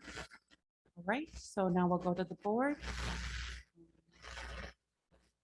Mr. Sable, have any comments? Well, I have a question. I guess you've done this several times in the past, but I never really paid a lot of attention to it. But what? Closer to the mic. When we, as a district, cast our vote, it goes to LAFCO, not to the Special Districts Association. And so of these candidates here, when LAFCO gets these ballots, they're just counting the ballots and identifying a new LAFCO member that represents just the special districts. Is that correct? That is Best of your correct. understand? Yeah, that is Okay. correct. My understanding is each special district is being asked to cast their vote, and then they will be tallied at that point. And this vote that we make is not casting a vote for representation of the airport district, but rather all special districts. Is that correct? That is correct. This candidate, whoever you choose, would not represent the airport district. They would represent the special districts of the region, of which we are one. So if that All right. helps, you understand? I understand. Thank you. I don't have anything. Okay, thank you. Mr. Curcio? Director Thank you. Curcio? So just so I understand the ground rules here, we see in our packet a Mhm. ballot with the 3 names. That's correct. And we will be voting by secret ballot? Or are we going to take a? It would be appropriate for you to vote in public. Good, Yeah. okay, that's what I'm getting at, thank you. Okay, you know, I've been following LAFCO quite closely for obvious reasons, We've been making some very important decisions recently. And I have to say that Commissioner Luffel has really received a bad rap in this whole discussion that actually has led to an attempt to recall her from the airport district. In fact, in all of the public hearings that I attended and spoke at, Director Luffel has always, as far as LAFCO would be, Commissioner Luffel has always not taken the side of the airport district or any other district, but of all of the districts. And her decisions are based on what is in the best interest of all of the special interests. So of special districts rather. So I would hope that we help and that she maintains her seat. That's the only comment I have. Thank you. And Director Lawful? I would just say I would appreciate your support in your vote. And I try very hard to weigh all of the issues of the community. And if you think about it, special districts cover almost every aspect of our entire community. I know there has been some criticism that I will only support districts, but districts really cover all of our citizenry in our entire community. And there is nothing that has a boundary anymore that is just for one district. Everybody overlaps into other districts and to other aspects. So anyway, I would ask for your vote that I would continue to represent the districts as a whole and the community as a whole. Thank you. And I did read through all three applications or letters, I guess, to LAFCO essentially. And I only heard from one person, which is my fellow board member here, who's also the commissioner for LAFCO currently. And I too, I've appreciated her knowledge about special districts and where things stand. So I at this point would be in favor of that as well. So now we need to motion. You would need a motion for your candidate Okay, and then a second. I'll look to the board for that. So I'll make the motion that we continue to support Commissioner Luffel and let her continue her good work with LAFCO. Okay, and do I hear a second? I'll go ahead and make that second. And roll call. Director Sani, Yes. Director Curcio, Yes. Director Leffel, Yes. Director Sabo, Abstain. and Chair Miller is absent. All right. So that's that. We can move on to adopting resolution number 1817, a resolution authorizing a professional services agreement with Mill Construction as the design build team for the replacement aircraft rescue and firefighting facility. That's a mouthful. Maybe there's a Indeed. reason we call it ARF. Yeah, there you go. Exactly. This is a resolution that engages Mill Construction for design build services, covering only design at this time for the replacement aircraft rescue and firefighting facility. There is a bit of a sense of urgency. We need to get what's called a guaranteed maximum price, which is only gotten to through design in this process. We need to get that number to FAA by April 11th. And be able to complete the work and be prepared to give us a guaranteed maximum price to submit to FAA to secure our eligibility for grant funding. We'd like to ask the board to adopt this resolution at this time and engage Mill Construction to complete the design of the aircraft rescue and firefighting station to meet FAA's timeline. Thank you for that, Executive Director. And I'll go ahead and start at the other end. No public comment, any public comment for this matter? And no hands raised either. So now I'll go ahead and bring it back to the board. And Chair Leffel, Chair. I'm I sorry, really Director appreciate- Leffel. Whoever. I really appreciate the work that the staff did on this, and I know it was, we're up against some timelines. It's got a pretty quick turnaround. And I thoroughly appreciated, and we discussed this quite a bit at finance, that we had a independent fee estimate by a third party, so that there was someone else to actually look at this, not just Kimley Horn, not just our staff, but also a third-party company called Trans Systems. So I'm fully in support of this, and we did support this at finance.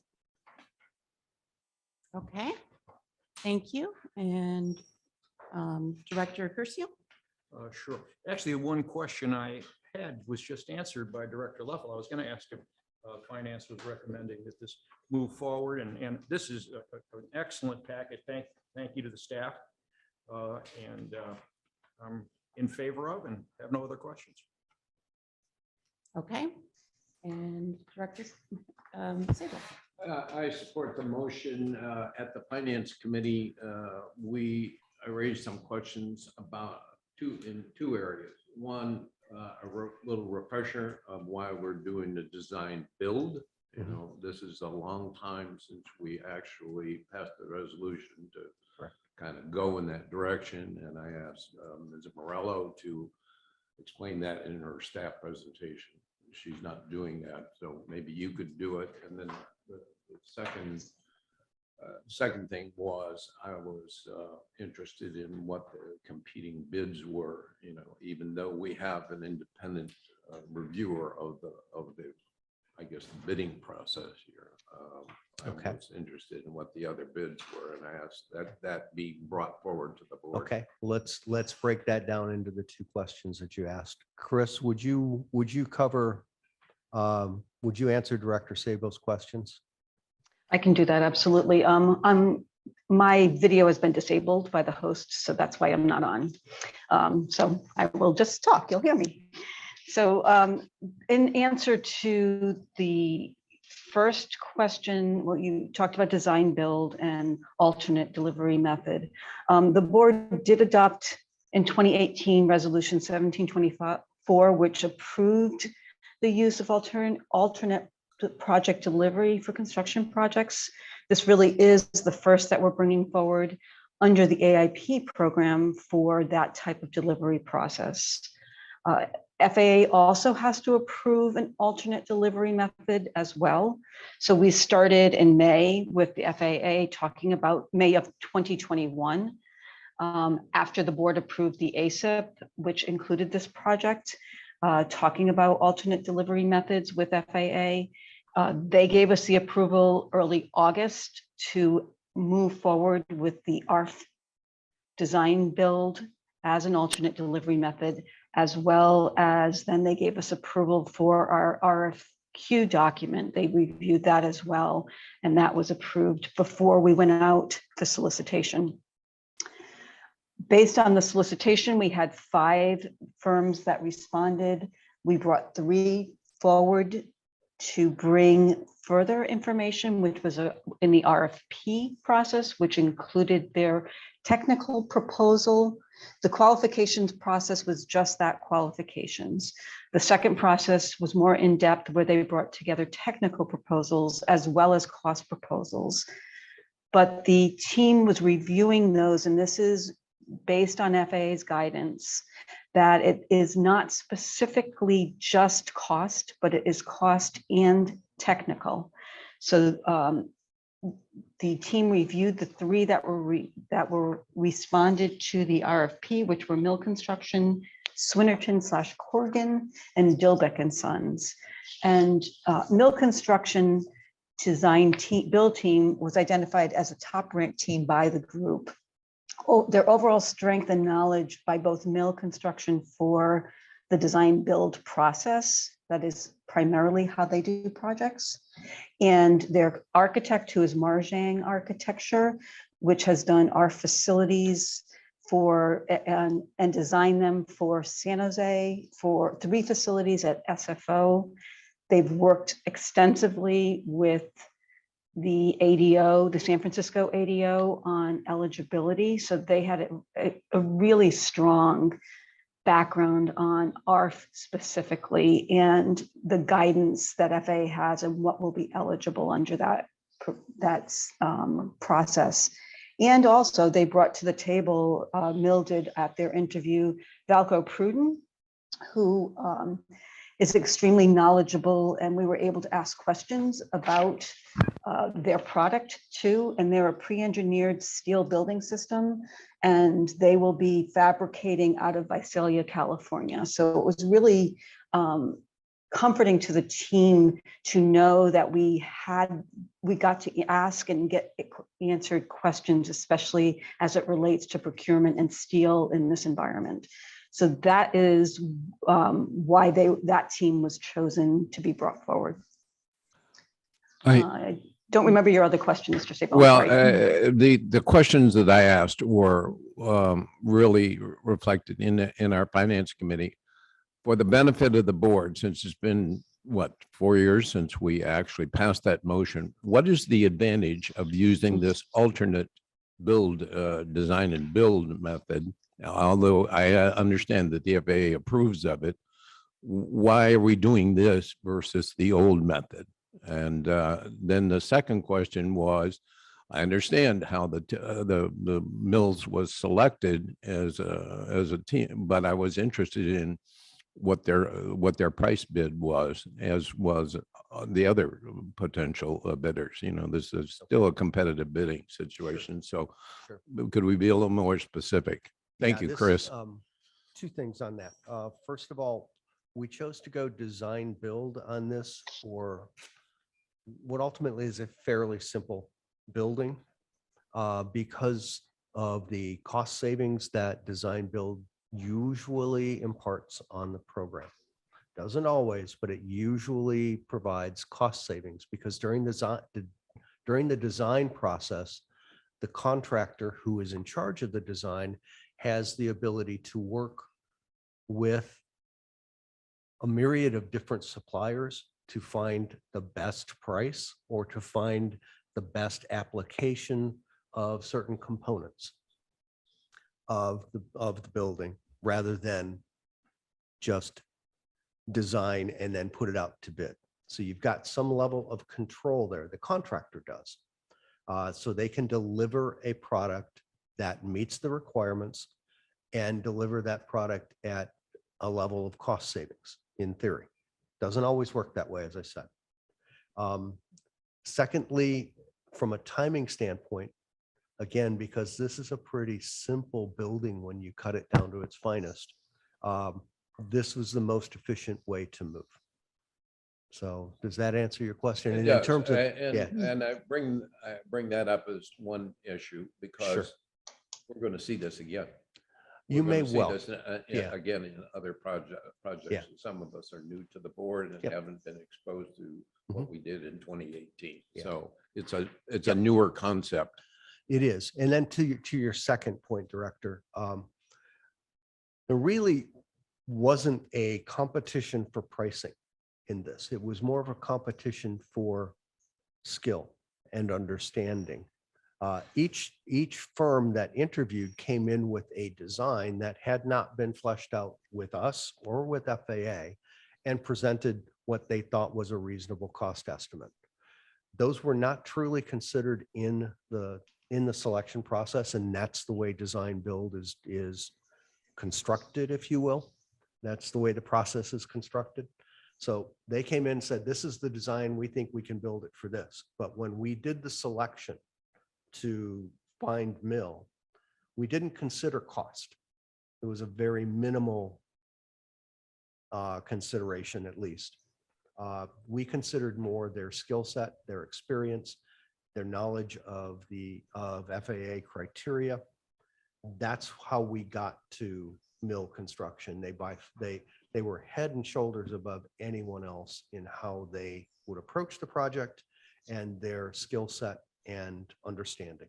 I understand skill set. Were they in fact the highest bidder, the lowest bidder? I mean, not, okay, excuse the term bidder, but that price, the cost proposal. You know, my recollection, and Chris, correct me if I'm wrong, but they were right in the middle. They were not the lowest and they were not the highest. Okay. That is correct. That's what I wanted to bring forward from the Okay. finance committee to the board, because I don't think we can always just disregard the price bids or the price proposals from any contractor. And then I think we should all be aware of all that. So thank you. That answers my questions. And the finance committee did endorse this particular contract. Thank you, Director Sable.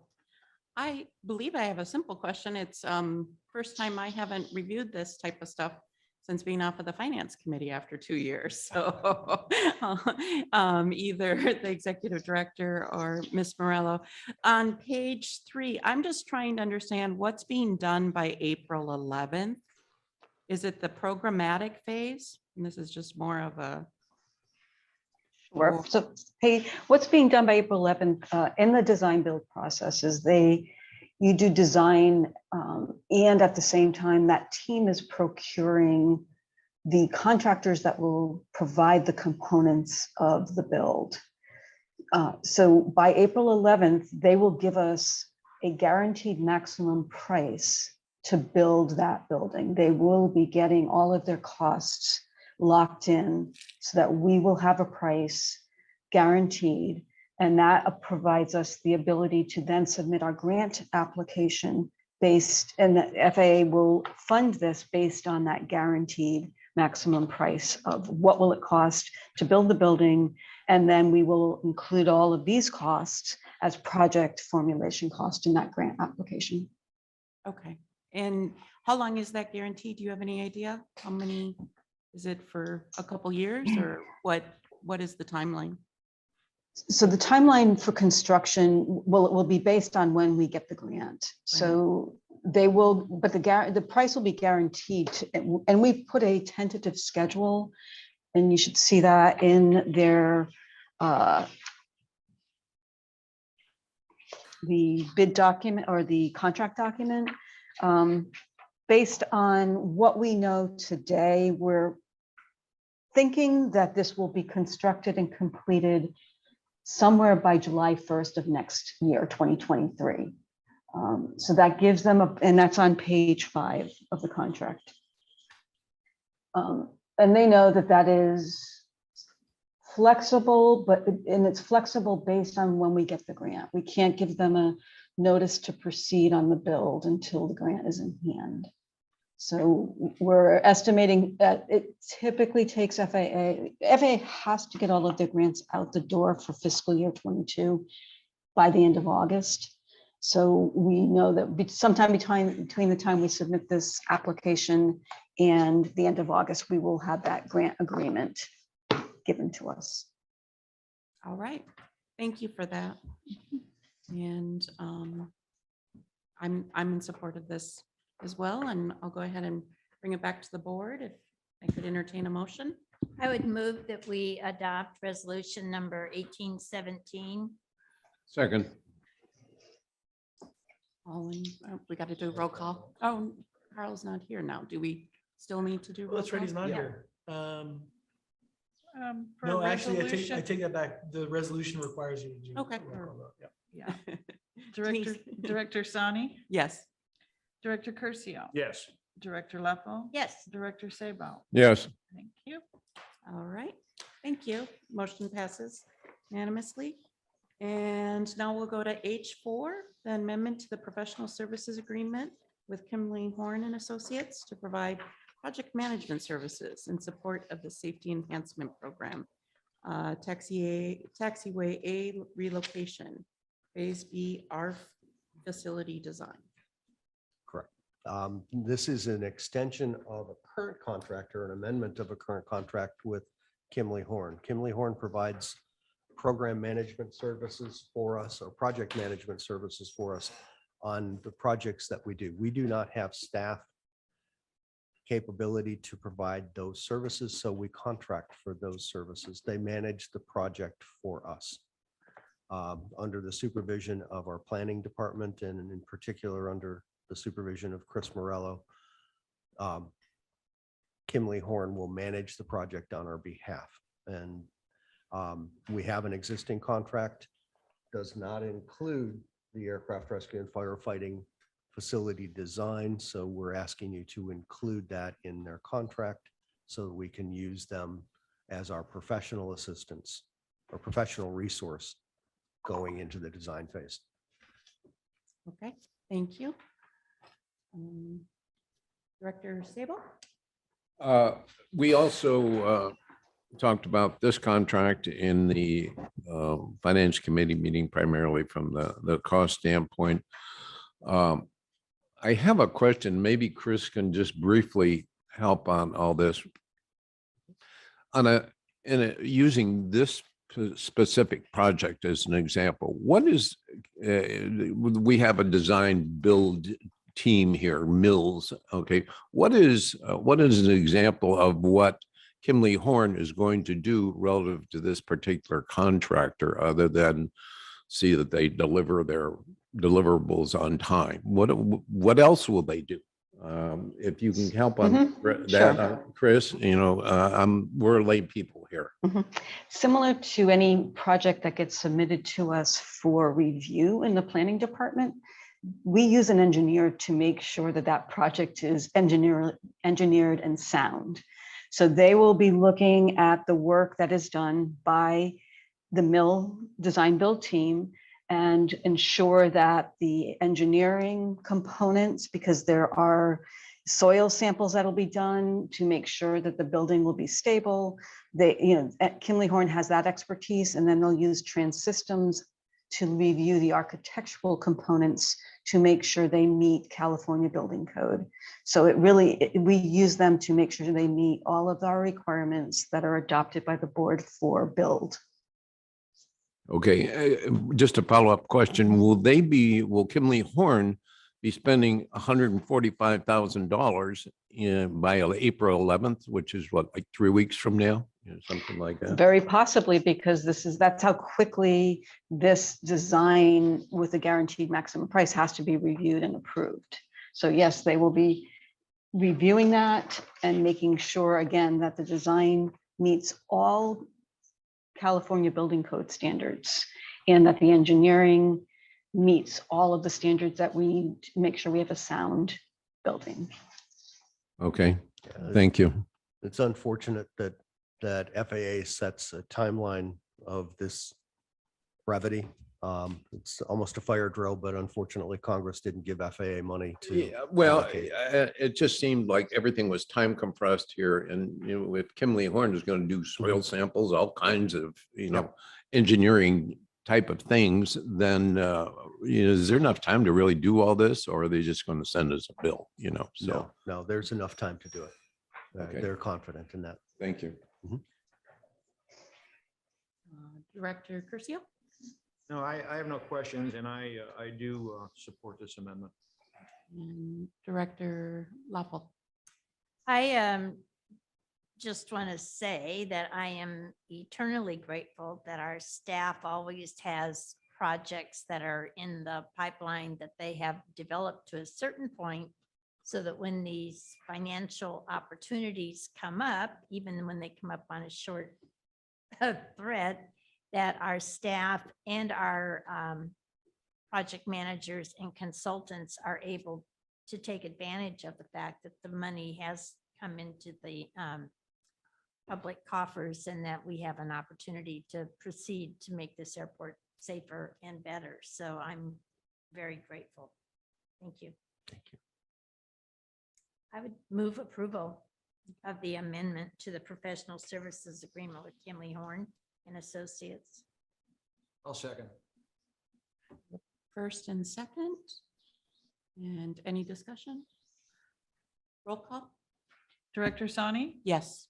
Director Curcio. Yes. Director Leffel. Yes. Director Sabo. Yes. Thank you. All right.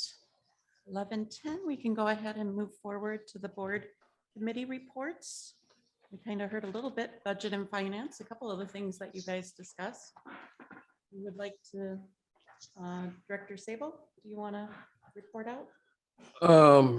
Feel free to jump in, Marianne, on anything about the finance committee. We just discussed the financial statements from I think it was January, and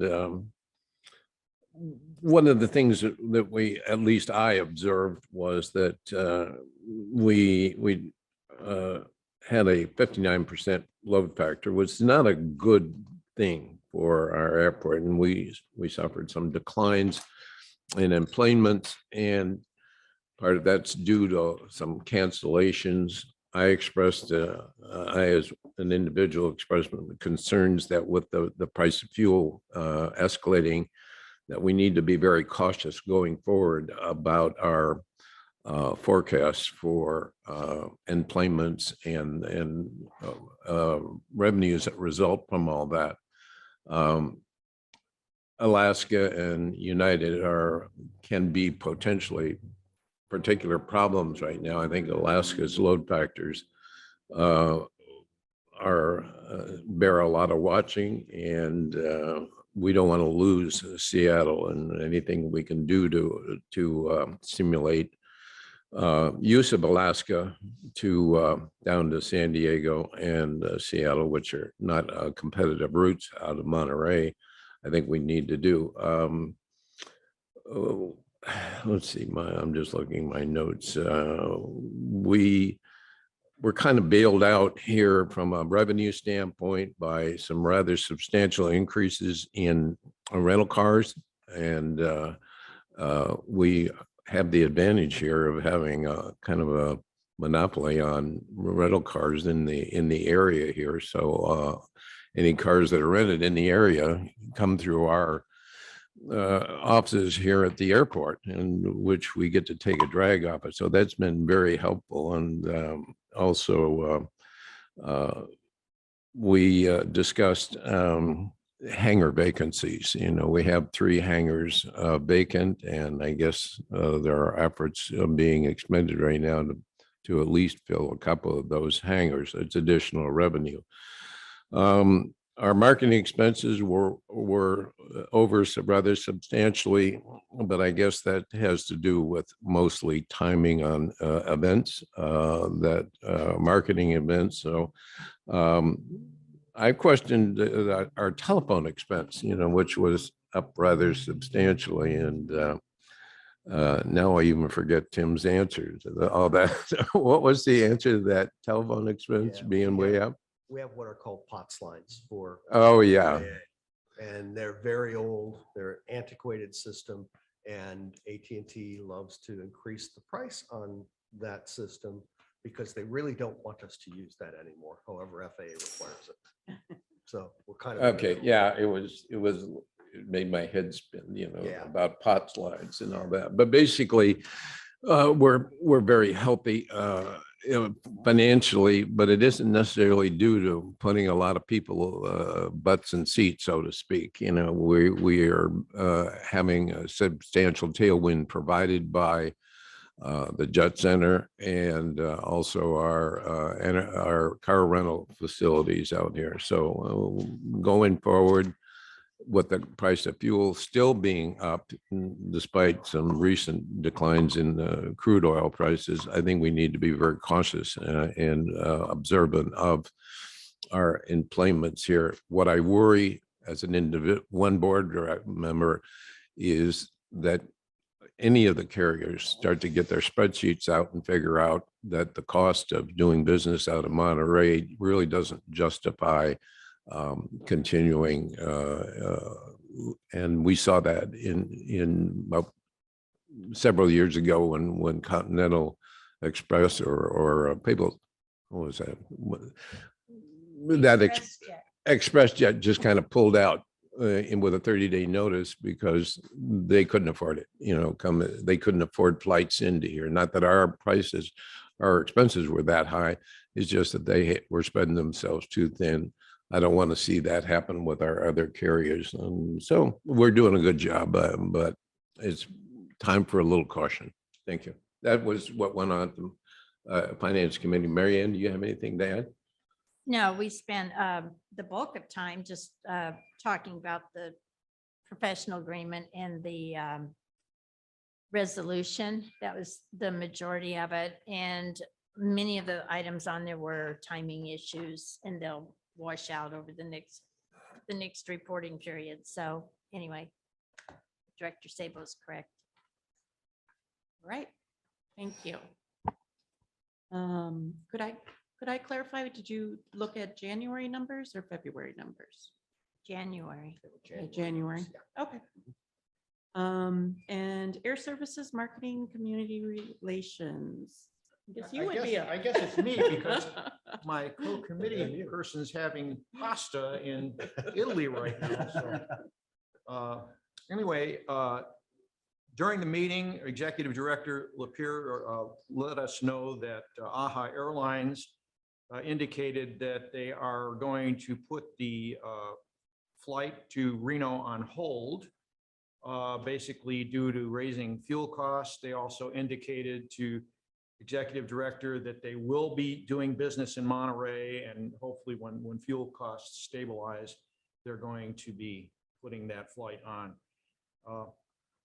We had a discussion about the activity for the upcoming spring break, and Executive Director Lapierre indicated that from all the information he has, it's going to be a very busy time and the very heavy traffic through the summer period. So with that in mind, he asked Virus Geeks to give us our overflow parking lot back because we're probably, hopefully going to need it. And I think they're gone, aren't they? I looked out there. Not yet. No, they're not? As of yesterday, because I tested yesterday, they were still there unless they pulled out last night. Yeah. They I have, don't- they have another I week. thought I looked, I don't thought I could have, I don't, but anyway, they they're, have they're, another they're week. going to be gone. Sure, they have one more week. So The other very interesting topic we talked about when we started talking about local marketing and got that update. Executive Director Lapierre has had our consultant prepare an application for the it says small Community Air Service Development Program. That was it. And he's asking for $500,000 in marketing support money. That money could be used to match the air service development marketing efforts being considered by the MCCVB, which, by the way, is to the tune of about $300,000. I want to emphasize that this is really a tremendous breakthrough that we're having with our Convention Visitors Bureau that we've never had before. And I want to thank Executive Director Lapierre. I believe that he has made that relationship what it should be and never was for many, many years. I'll never forget that several years back, the CVB was doing a television campaign in Monterey with San Jose Airport. And that has all changed. Anyway, we hope to be able to get this $500,000. We could make a tremendous difference. And it's really nice that we have the CVB acting on our behalf, improving air service, which has not been the case prior to that. Those were the highlights. I don't think I missed anything, Executive Director, or anything. I think you covered it well. Okay, try to answer any questions if somebody has. I have a question. Given that both of you you two, Mike, indicated that you expect a big influx of passengers here during the spring vacation time. Is that what you said? Spring through summer breaks. Yeah, spring to summer. Where's that information coming from? That's industry knowledge and internal information that we get from our partners downstairs. So Are they it is all operating off of tangential. bookings or? Yeah, Okay. they look at their advanced bookings. How old is And then that you read- information? Was it pre-Ukraine?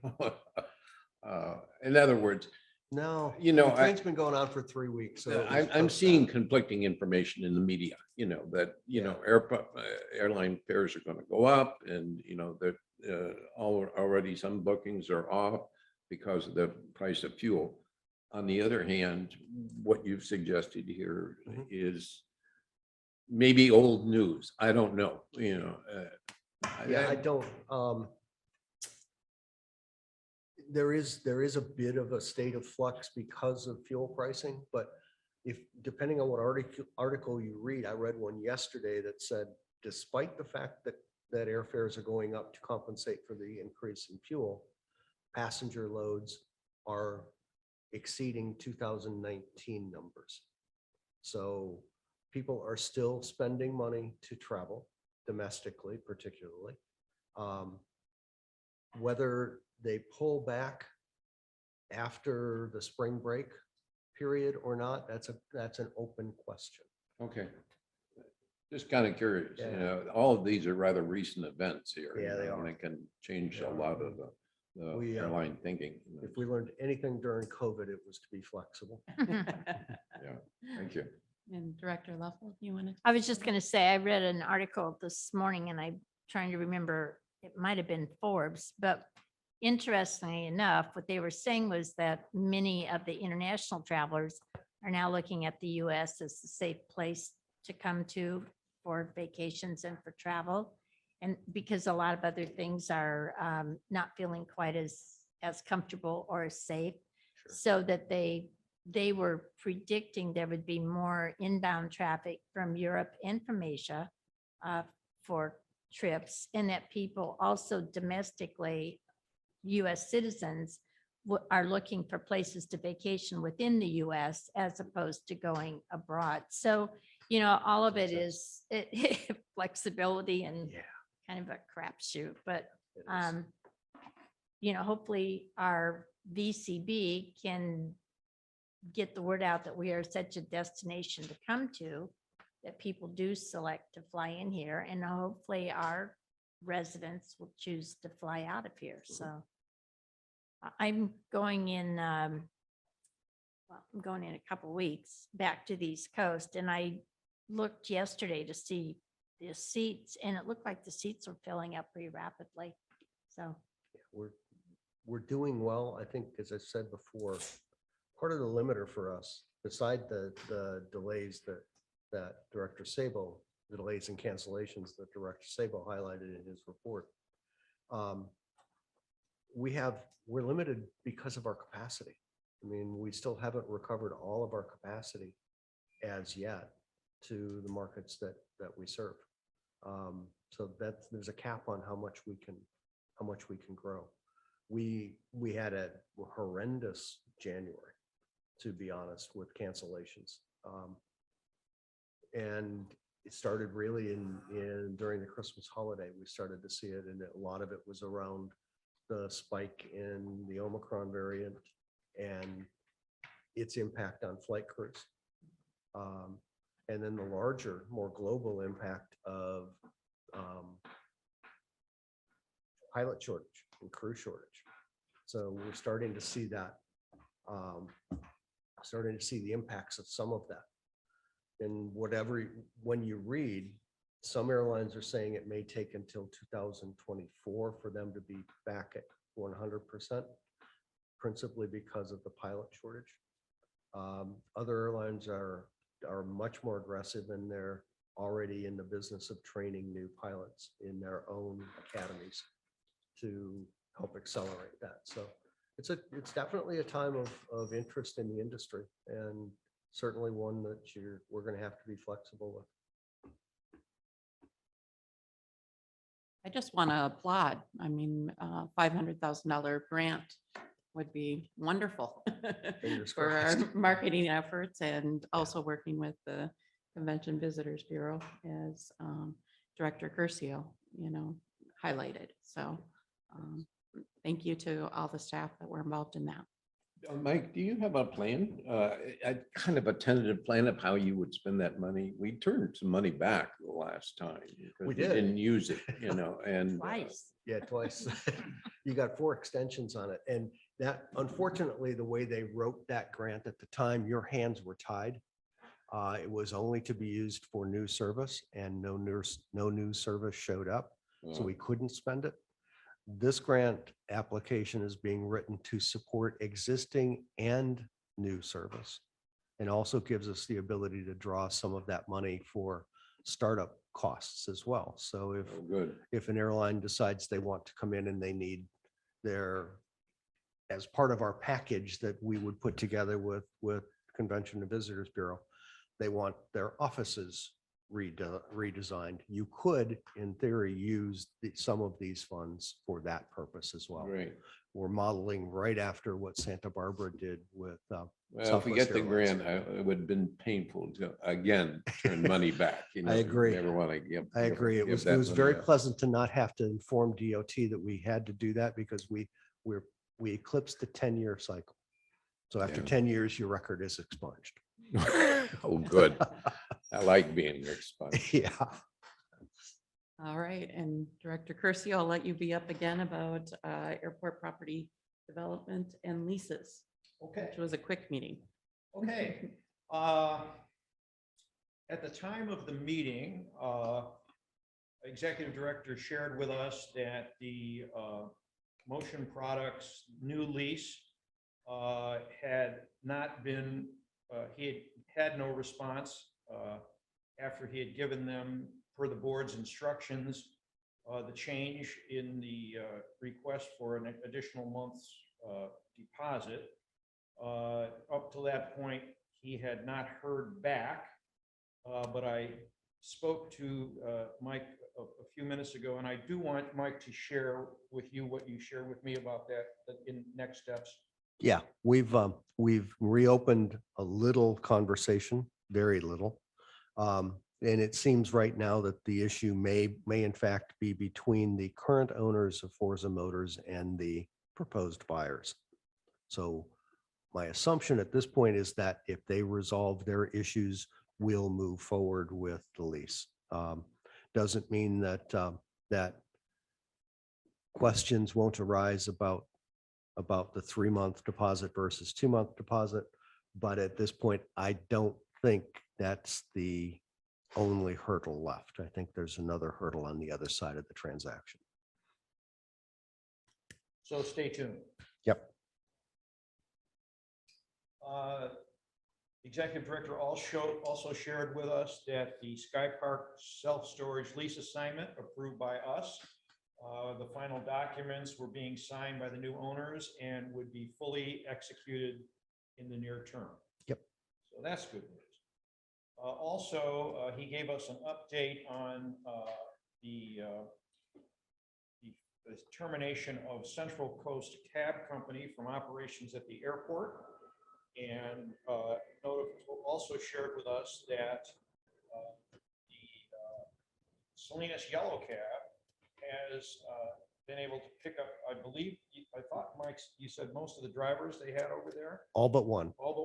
and are able to service our customer at a level of service that continues to meet the needs of the airport.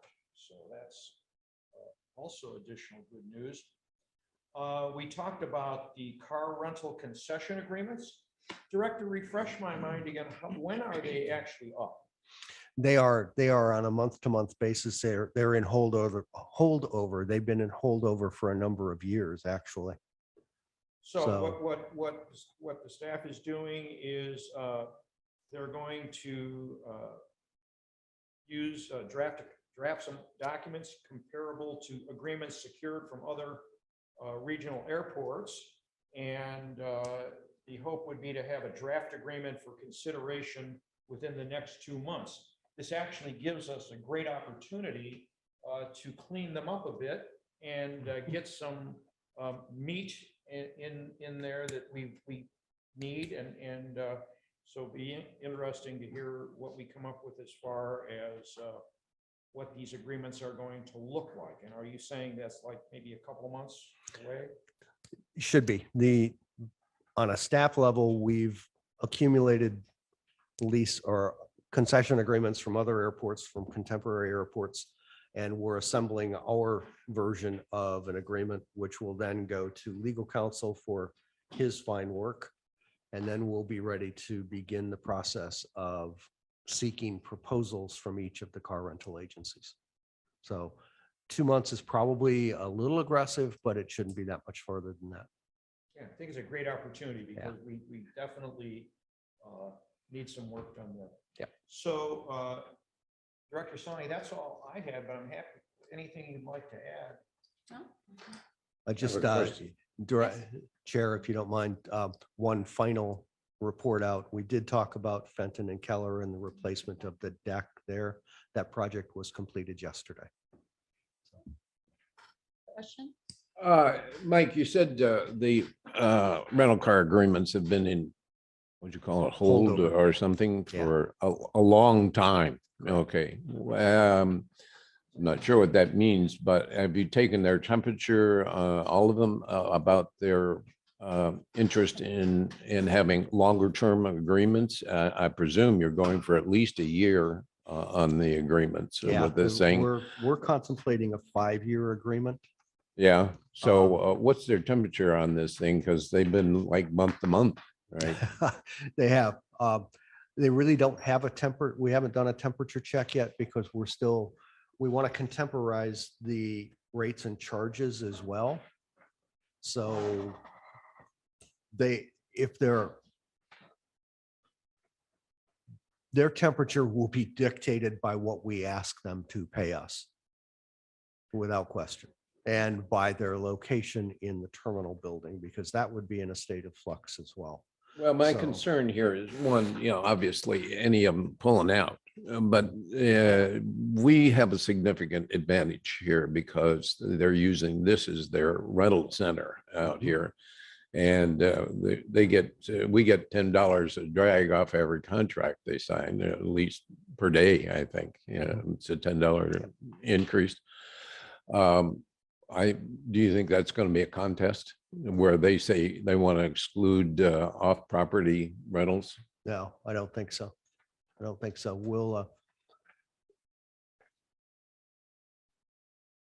We currently do not get commissions off of off-property rentals. So if they We have a don't?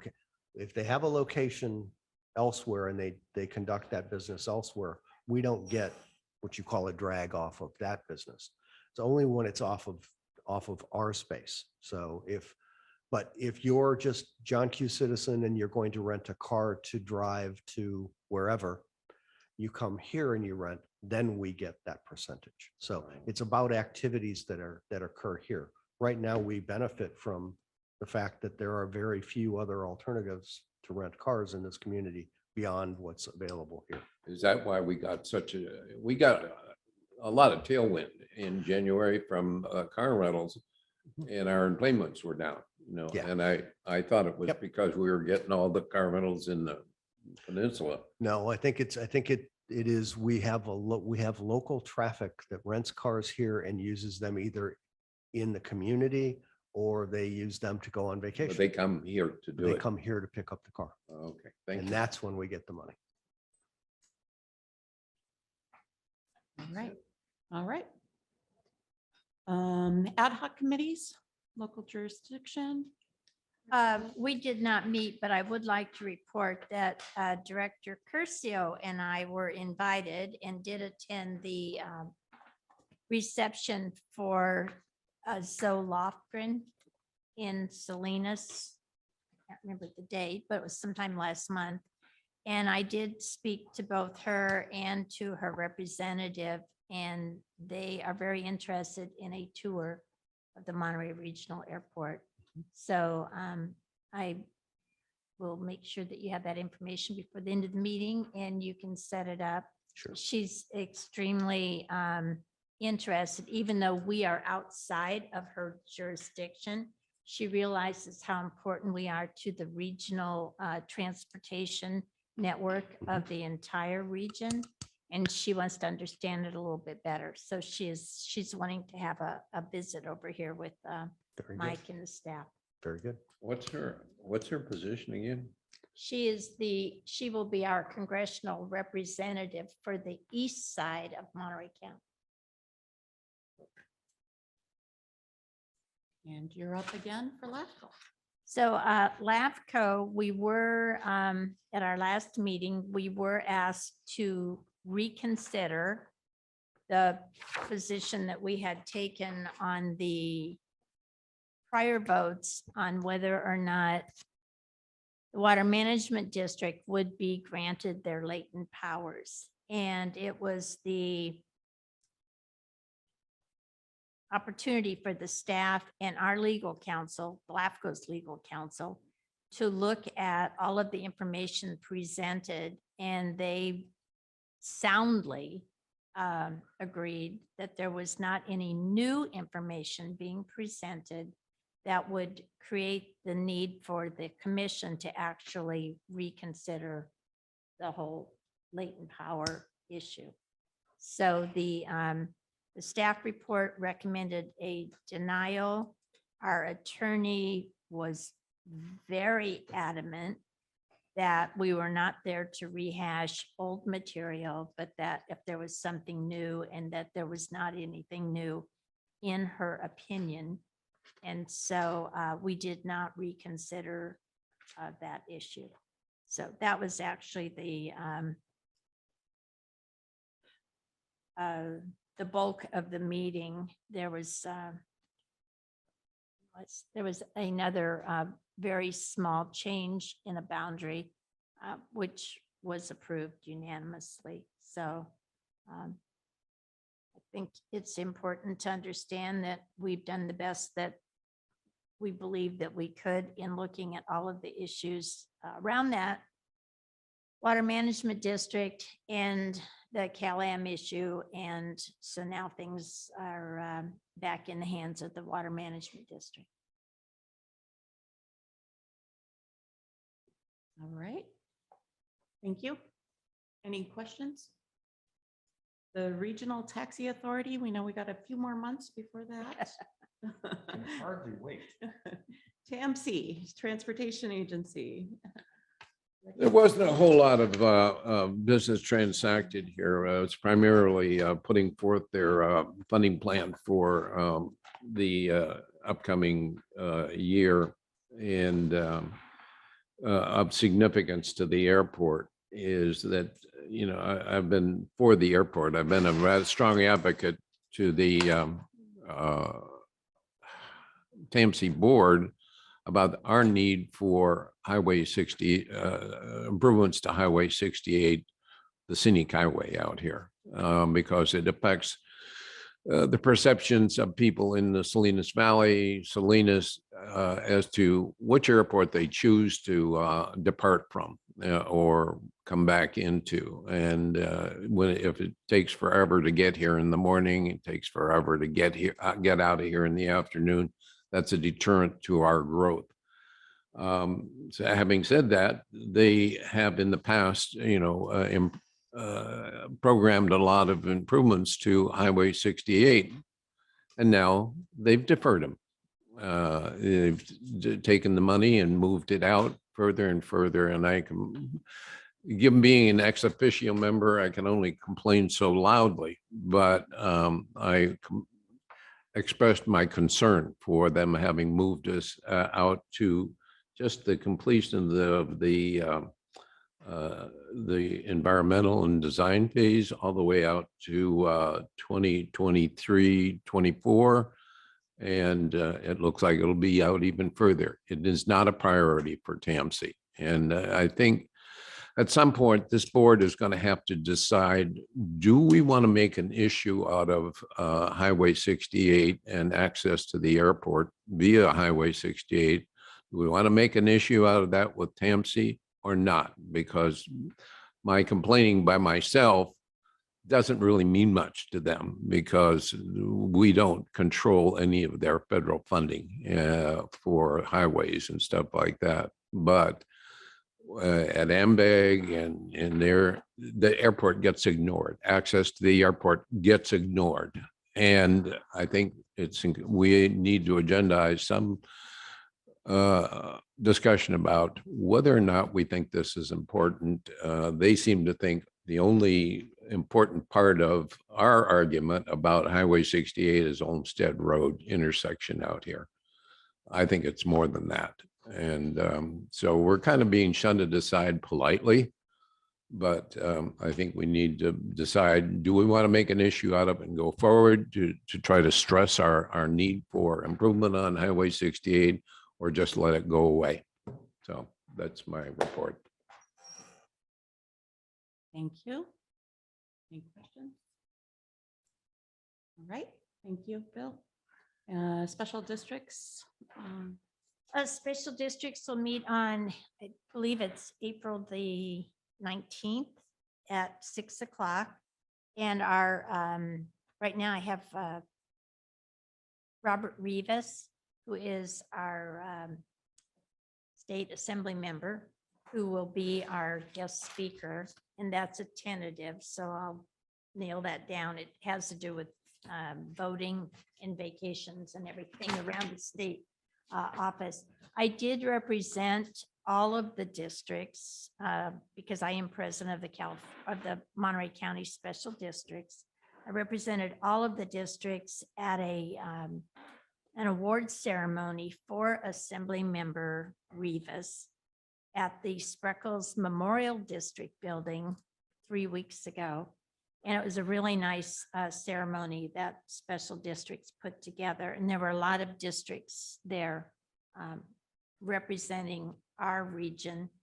But he's being awarded as Assembly Member of the Year from special districts. And part of it was the work that he did on the Zoom, on the remote meeting part.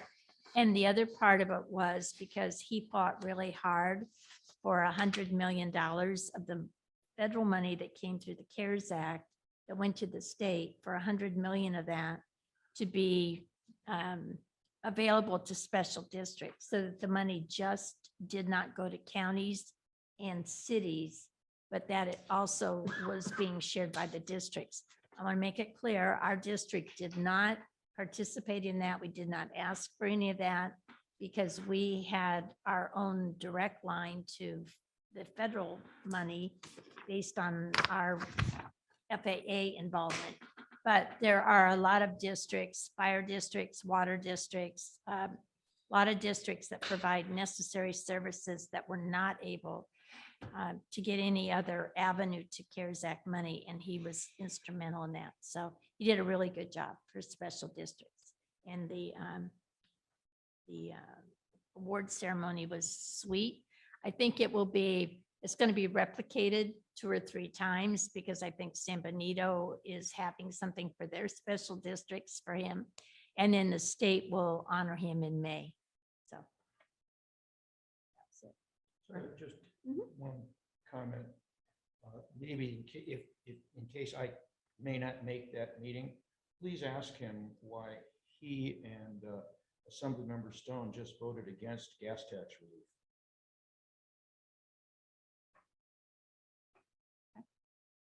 Anything else?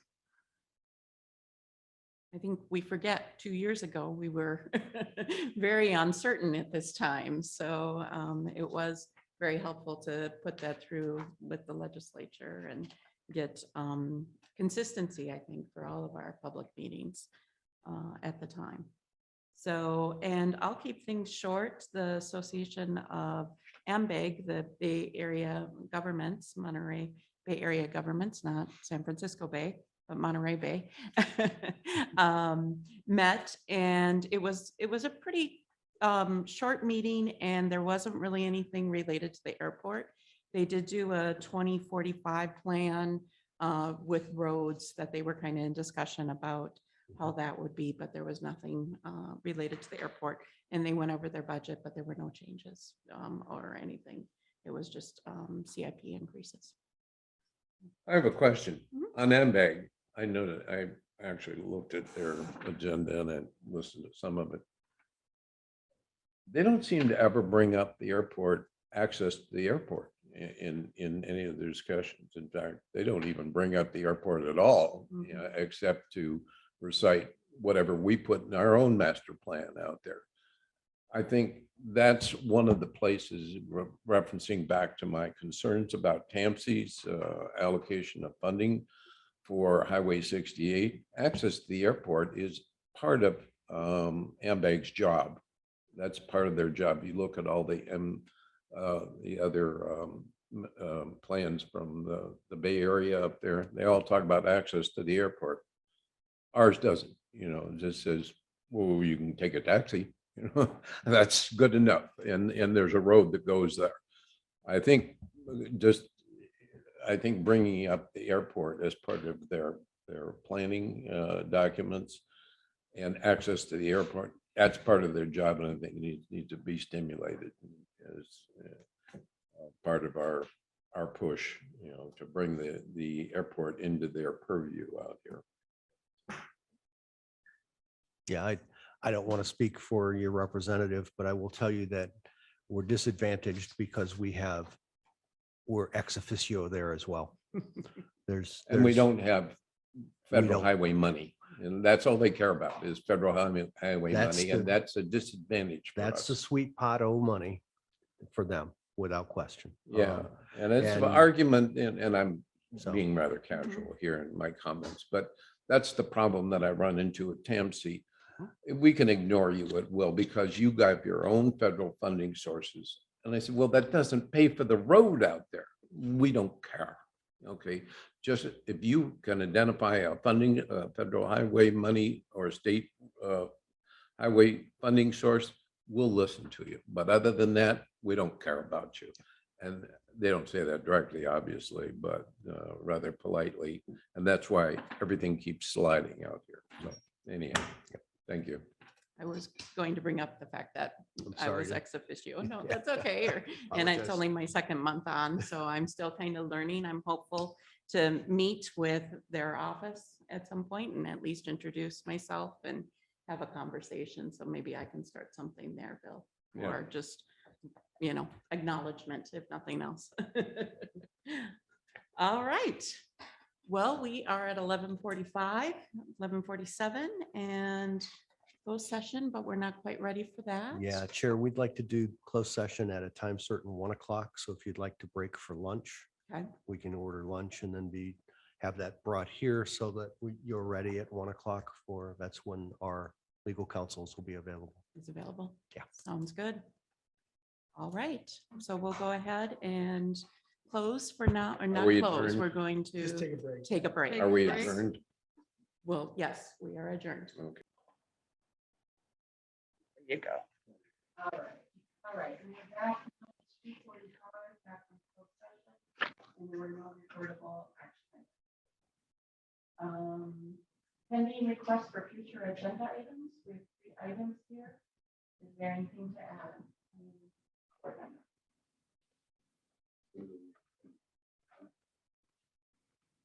When do we intend to pending questions? Well, I think the one is, I'll let staff. take that direction. And if we can arrange that in April, that would be wonderful. The electronic tablets, we have prepared a staff report. We'll circulate that and we can discuss that at perhaps the April meeting. The governance manual, and that is Scott. I anticipate the April meeting as well. The regular meeting, not the special one.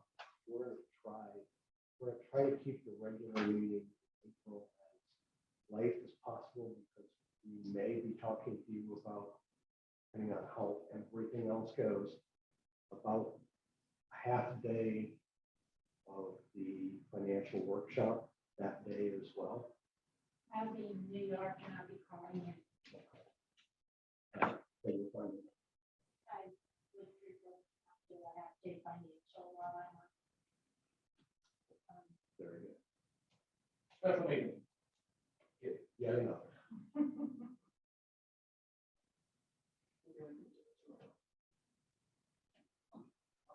Because you won't be here on the 20th of April? I'll be here. All right, no one has anything else? All right, we'll go ahead, I'll take a motion to adjourn. Second. Don't fight over that one. Do we need? Thank you, have a good day. I don't. Technically, you don't. Yes. Be happy to adjourn, sorry. Yeah, the chair can adjourn if someone objects.